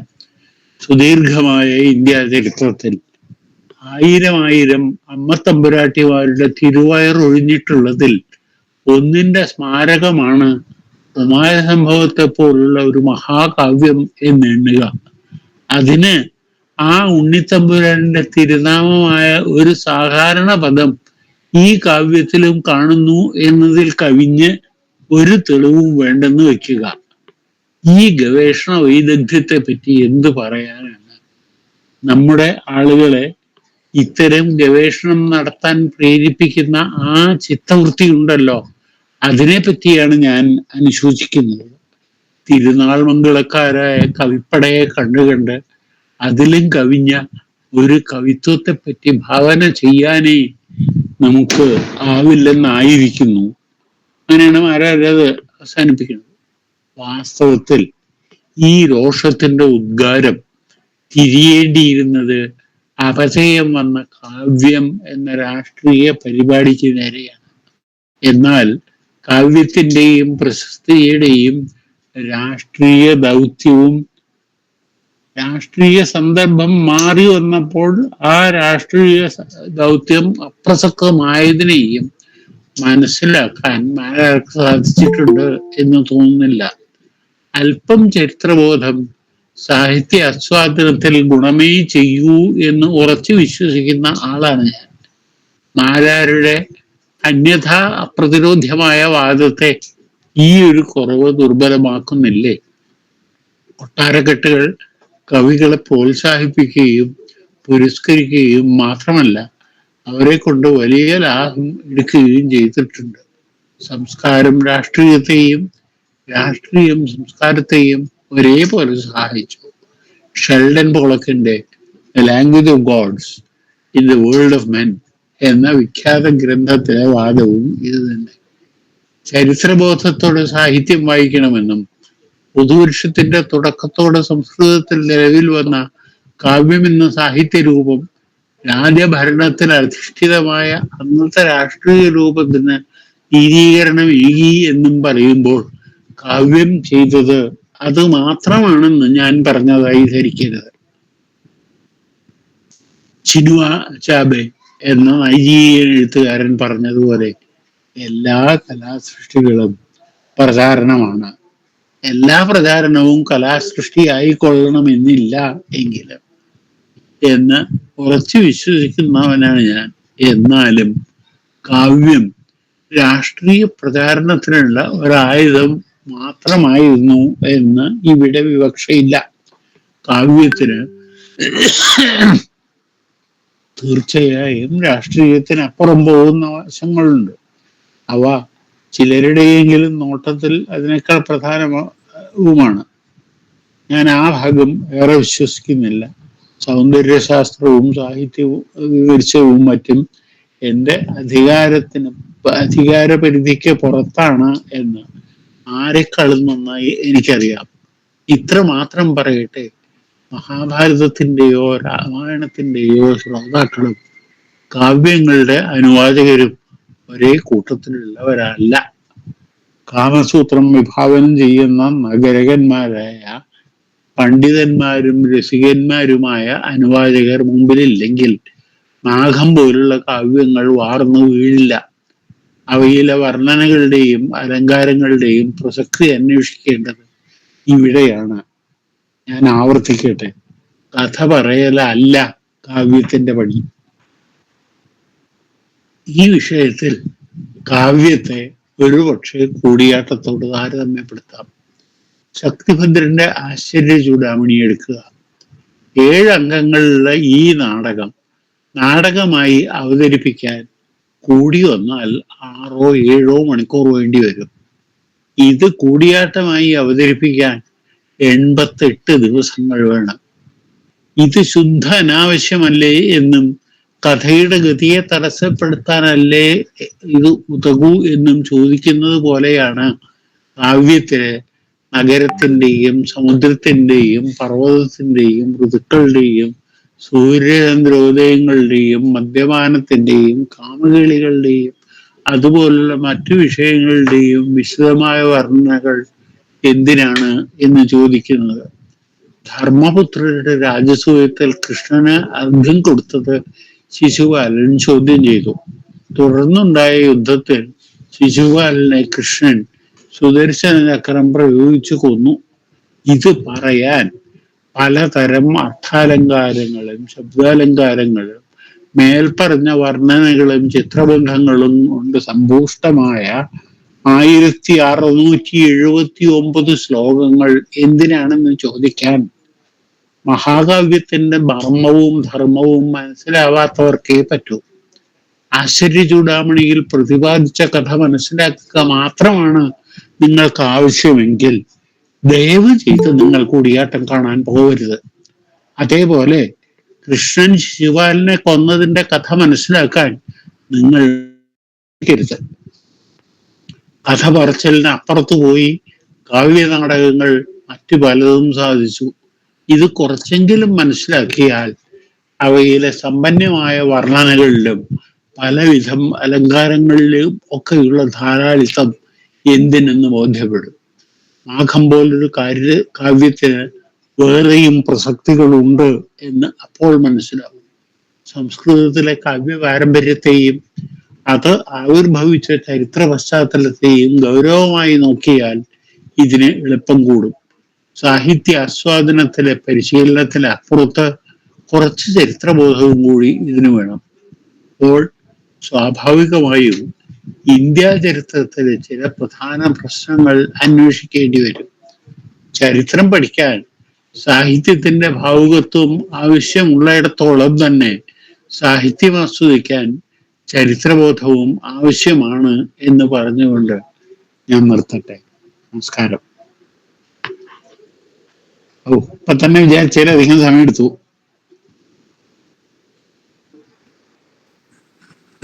സന്തോഷം പക്ഷേ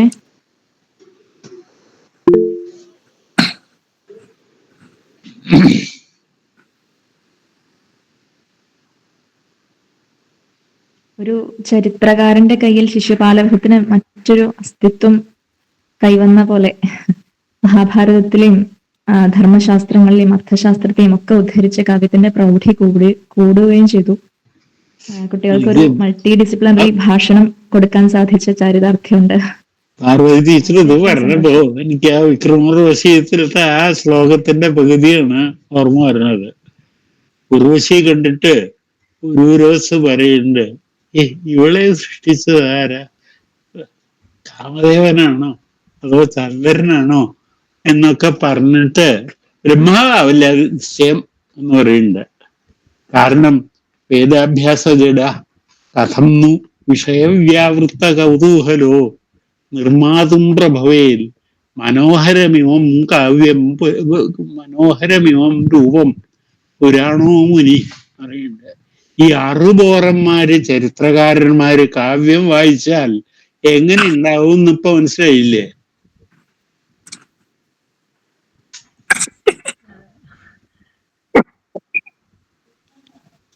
ചരിത്രം എന്ന് പറഞ്ഞാൽ ഏറ്റവും ബോർ സബ്ജക്റ്റ് ആണ് എന്നുള്ളത് പ്രസിദ്ധമാണല്ലോ. അത് വായിച്ചിട്ട് അറുബോറന്മാരായ ചരിത്രകാരന്മാർ സാഹിത്യകൃതികൾ വായിക്കുമ്പോൾ ഇങ്ങനെയൊക്കെ അല്ലേ എന്ന് ചോദിക്കണേ പകരമായിട്ട്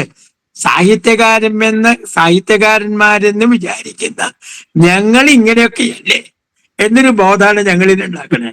എന്തുകൊണ്ട് ചരിത്രം പഠിച്ചില്ല എന്നുള്ള ഒരു ഗുണമാണ് ഉണ്ടാവുന്നത്. ചരിത്രം കൂടി പഠിച്ചിരുന്നെങ്കിൽ ഈ സാഹിത്യാസ്വാദനം കുറേം കൂടി ശക്തരായേനെ. കാളിദാസന്റെ ഒരു കാവ്യാണ് വർണ്ണപ്രകർഷേ പ്രതി കർണികാരം വിനോദി നിർഗന്ധതയാസ്മചേത. പൂവിന് നിറം മാത്രം ഉണ്ടായാൽ പോരാ, കുറച്ച് സുഗന്ധം കൂടി ഉണ്ടെങ്കിൽ. അതേമാതിരി സാഹിത്യകാരന്മാർക്ക് ചരിത്രബോധം കൂടി ഉണ്ടായിരുന്നെങ്കിൽ എത്ര ആസ്വാദ്യത ഉണ്ടായിരുന്നു എന്നൊരു ബോധം മാഷക്ക് ഞങ്ങളില് സൃഷ്ടിക്കാൻ കഴിഞ്ഞു. വളരെ വളരെ സന്തോഷം. ഇവിടെ മറ്റേ ആരോ ഒരു കുട്ടി കൈ പൊന്തിച്ചിട്ടുണ്ടായിരുന്നു. ആരാണ്? രമാബായി. രമാബായി ഉണ്ടോ അവിടെ? Ramabai had raised her hand. ഇല്ല, ഇപ്പൊ ആളില്ലാതുകൊണ്ട്. പോട്ടെ. ഇനി ആരെങ്കിലും എവിടെയാ സംസാരിക്കണമെങ്കിൽ സംസാരിക്കാം. അല്ല ചാറ്റ് ബോക്സിൽ എഴുതിയാലും മതി, ഞാൻ ഉത്തരം പറയാം. എങ്ങനെയാലും വേണ്ടില്ല. നേരിട്ട് സംസാരിച്ചിട്ടുണ്ടെങ്കിൽ വീഡിയോ ഓൺ ചെയ്താൽ നമുക്ക് മുഖം കണ്ട് സംസാരിക്കാം. സാർ നമസ്കാരം. നമസ്കാരം. എന്താ സാർ? സാർ ഇതിപ്പോ എന്തിനാണെന്ന് ചോദിച്ചതാണ്. ഹാൻഡ് റൈസ് ചെയ്തതേ അത് അറിയാതെ വന്നതാണോ? അല്ല, നന്നായി എന്ന് പറഞ്ഞതാണ്. സന്തോഷം സന്തോഷം. അത് നല്ല വാക്കുകൾ കേൾക്കണ എപ്പോഴും സന്തോഷാണ്. അതല്ല സാർ, അല്ല, നിങ്ങളത് പറയാതിരിക്കാൻ വേണ്ടിയിട്ടാണ് ഞാൻ തന്നെ ആദ്യം പറഞ്ഞത്. വേദാഭ്യാസ ജഡ വിഷയവ്യാവൃത്ത കൗതൂഹല എന്നൊക്കെ ഞാൻ എന്നെ തന്നെ പറ്റി പറഞ്ഞത്. ചരിത്രം പഠിച്ച് നന്നായിട്ടുണ്ട്. ചരിത്രം പഠിച്ച സംസ്കൃതത്തിലും വിശദമായിട്ട് പറയുന്നത് കണ്ടപ്പോഴാണ് എനിക്ക് സന്തോഷമായത്. അതാണ് ഞാൻ പറഞ്ഞത്. ചരിത്രം പഠിച്ചാണ് മണ്ണല്ലാണ്ട് ആയിട്ടുള്ള ഒരാള്. അങ്ങനെയൊന്നല്ല സാർ.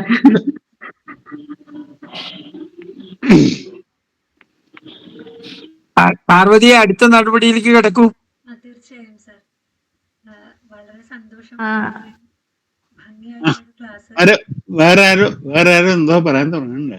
ഇല്ലാതെ ശ്രുതിയാണ്. ശ്രുതി അടുത്ത നടപടിയിലേക്ക് കടക്കാൻ വേണ്ടി സംസാരിച്ചതാണ്. ശരി. വളരെ വളരെ വളരെ സന്തോഷായിട്ടോ. ശിശുപാലവധം എന്നുള്ള ഒരു കാവ്യത്തിന്റെ വിവിധ തലങ്ങളെ ഉദ്ധരിച്ചുകൊണ്ടുള്ള ഈ ഒരു പ്രഭാഷണം ഇനി വരുന്ന നൈതിക സാമാജിക ദൃഷ്ട്യ എന്ന ആ ഒരു പേരിനെ അന്വർത്ഥമാക്കാൻ സാധിക്കട്ടെ എന്ന് പ്രാർത്ഥിക്കുന്നു. അടുത്ത ഇതിലേക്ക് പ്രവേശിക്കാം. ശ്രുതി. ആശംസാ ഭാഷണത്തിനായി സംസ്കൃത അക്കാദമി ജോയിന്റ് സെക്രട്ടറി രാജഗോപാലൻ മാഷിനെ ക്ഷണിക്കുന്നു.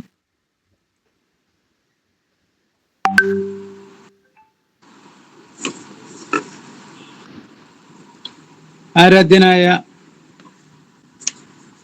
ഇന്നത്തെ ഉദ്ഘാടകൻ ശ്രീ കേശവൻ വെളുത്താട്ട് സാർ, അക്കാദമിയുടെ chairman professor KT Madhavan master, Parvathi teacher, മറ്റ് സംസ്കൃത പ്രണയികളെ,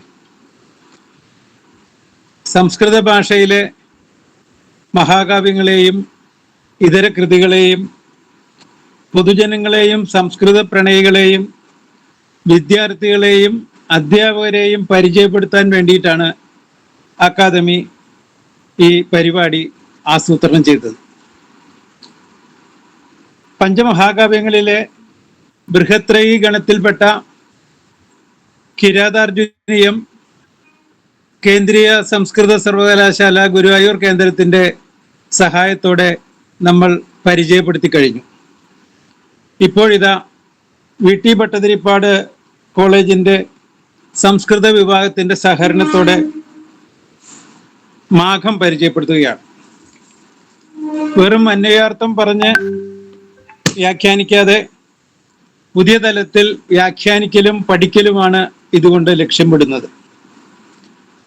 ഇത്രയും ബൃഹത്തായ മാഘം എന്ന മഹാകാവ്യത്തിന്റെ പ്രഭാഷണ പരമ്പര ഉദ്ഘാടനം ചെയ്ത കേശവൻ സാർ മലയാളികൾക്ക് മാഘം കരതലാമലകം പോലെ സുപരിചിതനാണ്. ചരിത്രം ആസ്വദിക്കാൻ സാഹിത്യ ആസ്വാദനവും സാഹിത്യം ആസ്വദിക്കാൻ ചരിത്രജ്ഞാനവും വേണമെന്ന് പറഞ്ഞത് വളരെ അന്വർത്ഥമാണ്. സംസ്കൃത മഹാകവികളിൽ ഏറ്റവും മികച്ച കവിയായി കണക്കാക്കപ്പെടുന്നു മാഘൻ. കാളിദാസന്റെയും ഭാരവിയുടെയും ദണ്ഡിയുടെയും രചനാ കൗശലങ്ങൾ സമന്വയിച്ച ഒരു വ്യക്തിയായിട്ടാണ് കാണുന്നത്. മാഘന്റെ കൃതികളിൽ ശിശുപാലവധം ആണ് പ്രസിദ്ധി നേടിയതെങ്കിലും ചില ഗ്രന്ഥങ്ങളിൽ അദ്ദേഹത്തിന്റെ ഇതര കൃതികളെ പറ്റി പറയുന്നുണ്ട്. ഭാരവിയുടെ പ്രചോദനം മാഘത്തിൽ വളരെ പ്രത്യക്ഷമായി കാണാം എന്ന് സാർ പറഞ്ഞു. സൂര്യന്റെ തിളക്കം മാഘമാസത്തിൽ കുറയും, അതുപോലെ ഭാരവിയുടെ തിളക്കം കുറയുന്നത് മാഘന്റെ മുന്നിലാണ് എന്നൊരു പറച്ചിൽ കേട്ടിട്ടുണ്ട്. ഭാരവിയുടെ രചനയേക്കാൾ ഒരു പടി മുന്നിൽ നിൽക്കുന്നു മാഘം എന്ന് വിലയിരുത്തപ്പെടുന്നു. ഭാരവി ശിവനെയാണ് സ്തുതിക്കുന്നതെങ്കിൽ മാഘൻ കൃഷ്ണനെയാണ് വർണ്ണിക്കുന്നത്. മാഘം പഠിച്ചു കഴിഞ്ഞാൽ സംസ്കൃത ഭാഷയിലെ ഒട്ടുമിക്ക പദങ്ങളും സ്വായത്തമാവും എന്ന് വിശ്വസിക്കുന്നുണ്ട്. ഞാൻ കൂടുതൽ പറയുന്നില്ല. പണ്ഡിത ശ്രേഷ്ഠന്മാരായ അധ്യാപക ശ്രേഷ്ഠന്മാരുടെ മുന്നിൽ കൂടുതൽ പറയാൻ വാക്കുകളില്ല. അക്കാദമിയുടെ സംരംഭം ഏറ്റെടുത്ത VT ഭട്ടതിരിപ്പാട് സംസ്കൃത വിഭാഗത്തോട് അക്കാദമി എന്നും നന്ദിയുള്ളവരാണ്. ഈ സംരംഭത്തിന് ആശംസ അറിയിക്കാൻ ഏൽപ്പിച്ചതിന് നന്ദി പറഞ്ഞുകൊണ്ട് ഞാൻ എൻ്റെ വാക്കുകൾ ഉപസംഹരിക്കുന്നു. നന്ദി മാഷെ. ആശംസാ ഭാഷണത്തിനായി Sreekrishnapuram VT Bhattathiripad college IKSC coordinator doctor Sandeep Narayanan സാറിനെ ക്ഷണിക്കുന്നു. എല്ലാവർക്കും നമസ്കാരം. നിങ്ങളെല്ലാവരും വലിയ പണ്ഡിതന്മാരാണെന്ന് എനിക്കറിയാം. ഞാൻ ഒരു ഭാഷാ അധ്യാപകനല്ല, ഞാനൊരു മാത്തമാറ്റിക്സ് അധ്യാപകനാണ്. എങ്കിലും ശിശുപാലവധം എന്ന് കേട്ടപ്പോൾ ഒരു രസം തോന്നിയിട്ട് ഞാൻ ഫുൾ മീറ്റിംഗിൽ ഇരുന്നിട്ടുണ്ടായിരുന്നു. അപ്പൊ എന്നെ സംബന്ധിച്ച് ശിശുപാലവധം എന്ന് പറയുന്നത് കൃഷ്ണൻ ശിശുപാലനെ 100 തെറ്റുകൾ വരെ ക്ഷമിക്കും, 101ാമത്തെ തെറ്റ് ചെയ്ത് കൃഷ്ണനെ കുറിച്ച് പറയുമ്പോൾ വധിച്ചു കളയും എന്നുള്ള ആ ഒരു കോൺസെപ്റ്റ് അത് മാത്രമാണ് ഞാൻ മനസ്സിലാക്കിയിട്ടുള്ളത്. അതിനിങ്ങനെ പല വ്യാഖ്യാനങ്ങൾ കേശവൻ മാഷ പറയുണ്ടായി. കേൾക്കുമ്പോൾ ഒരു വ്യത്യസ്തത തോന്നി. ഒരു സയൻസ് അധ്യാപകൻ അല്ലെങ്കിൽ സയൻസ് വിദ്യാർത്ഥി എന്ന നിലയ്ക്ക് അതിനെ കൂടുതലൊന്നും എനിക്ക് ചിന്തിക്കാനില്ലെങ്കിലും എൻ്റെ ഭൗതിക തലത്തിൽ അല്ലെങ്കിൽ ഒരു കഥ കേൾക്കുന്ന ഒരു വ്യക്തി എന്നുള്ള നിലയ്ക്ക് കേൾക്കുമ്പോൾ നല്ല രസമുണ്ട്. അത് ഭാഷയുടെ സൗന്ദര്യം തന്നെയാണ്. ഇത് ഈ ഒരു പ്രോഗ്രാം കോളേജിന്റെ ഇതിൽ നീണ്ടു പോട്ടെ.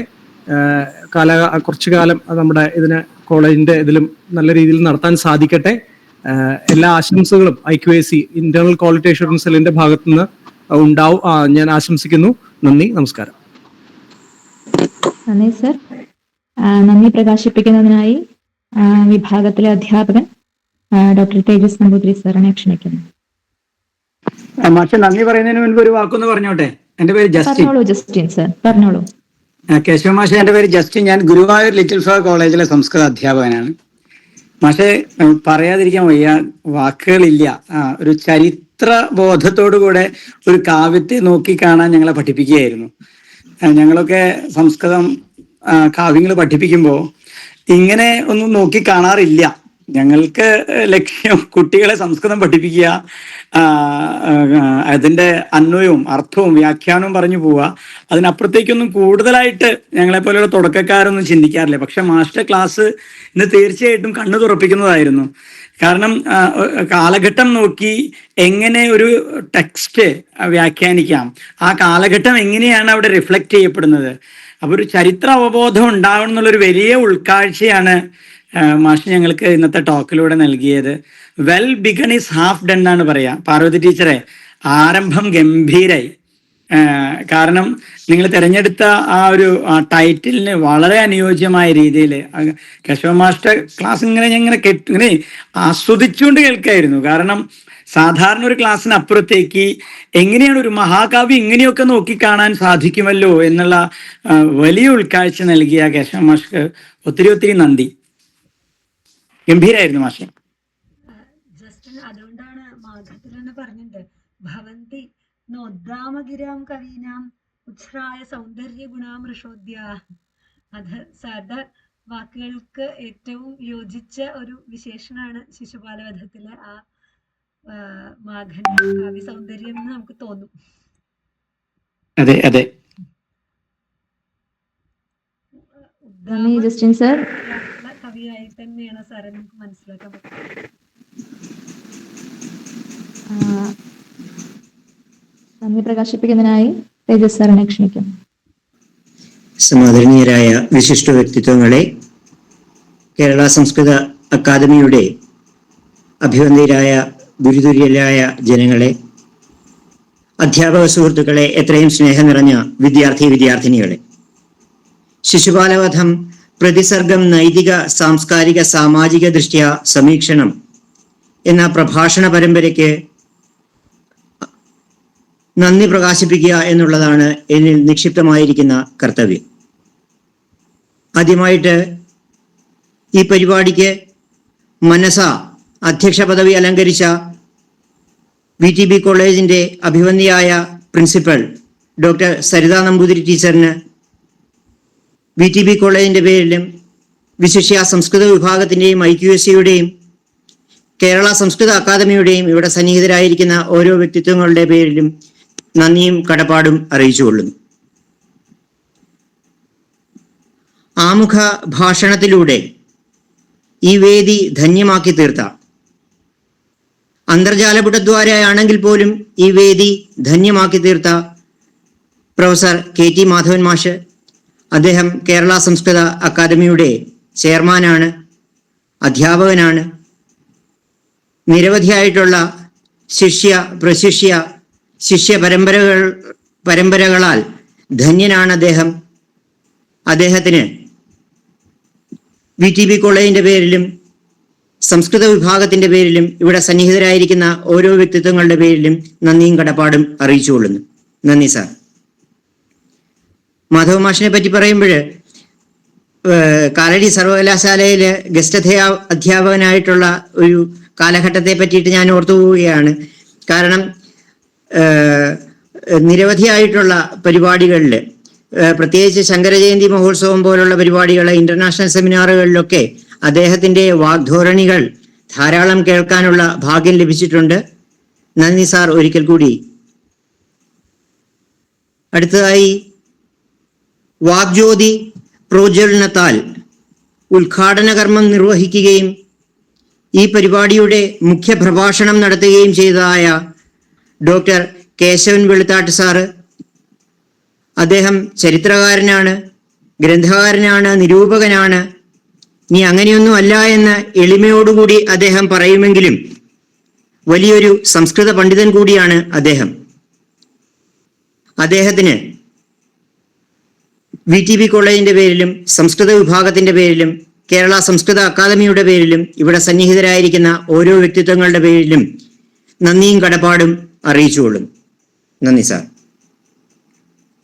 ഈ പരിപാടിക്ക് ആശംസയർപ്പിച്ച് ഇവിടെ സംസാരിച്ച കേരള സംസ്കൃത അക്കാദമിയുടെ joint secretary Shri N Rajagopalan സാറിനും VTB കോളേജിന്റെ പേരിലും സംസ്കൃത വിഭാഗത്തിന്റെ പേരിലും ഇവിടെ സന്നിഹിതരായിരിക്കുന്ന ഓരോ വ്യക്തിത്വങ്ങളുടെ പേരിലും നന്ദിയും കടപ്പാടും അറിയിച്ചുകൊള്ളുന്നു.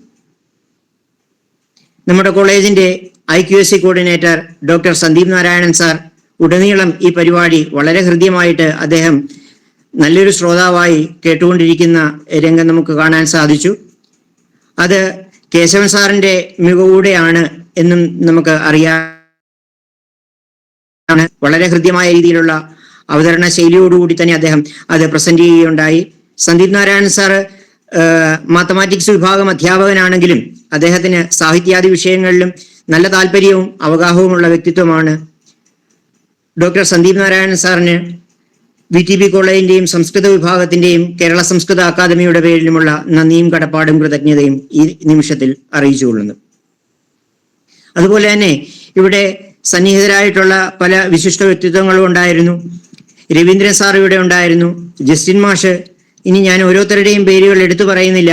ഇവിടെ സന്നിഹിതരായിരിക്കുന്ന ഓരോ വിശിഷ്ട വ്യക്തിത്വങ്ങൾക്കും VTB കോളേജിന്റെ പേരിലും സംസ്കൃത വിഭാഗത്തിന്റെയും IQSCയുടെയും കേരള സംസ്കൃത അക്കാദമിയുടെയും പേരിലുള്ള കാർത്തജ്ഞ കുസുമങ്ങൾ നേർന്നുകൊള്ളുന്നു.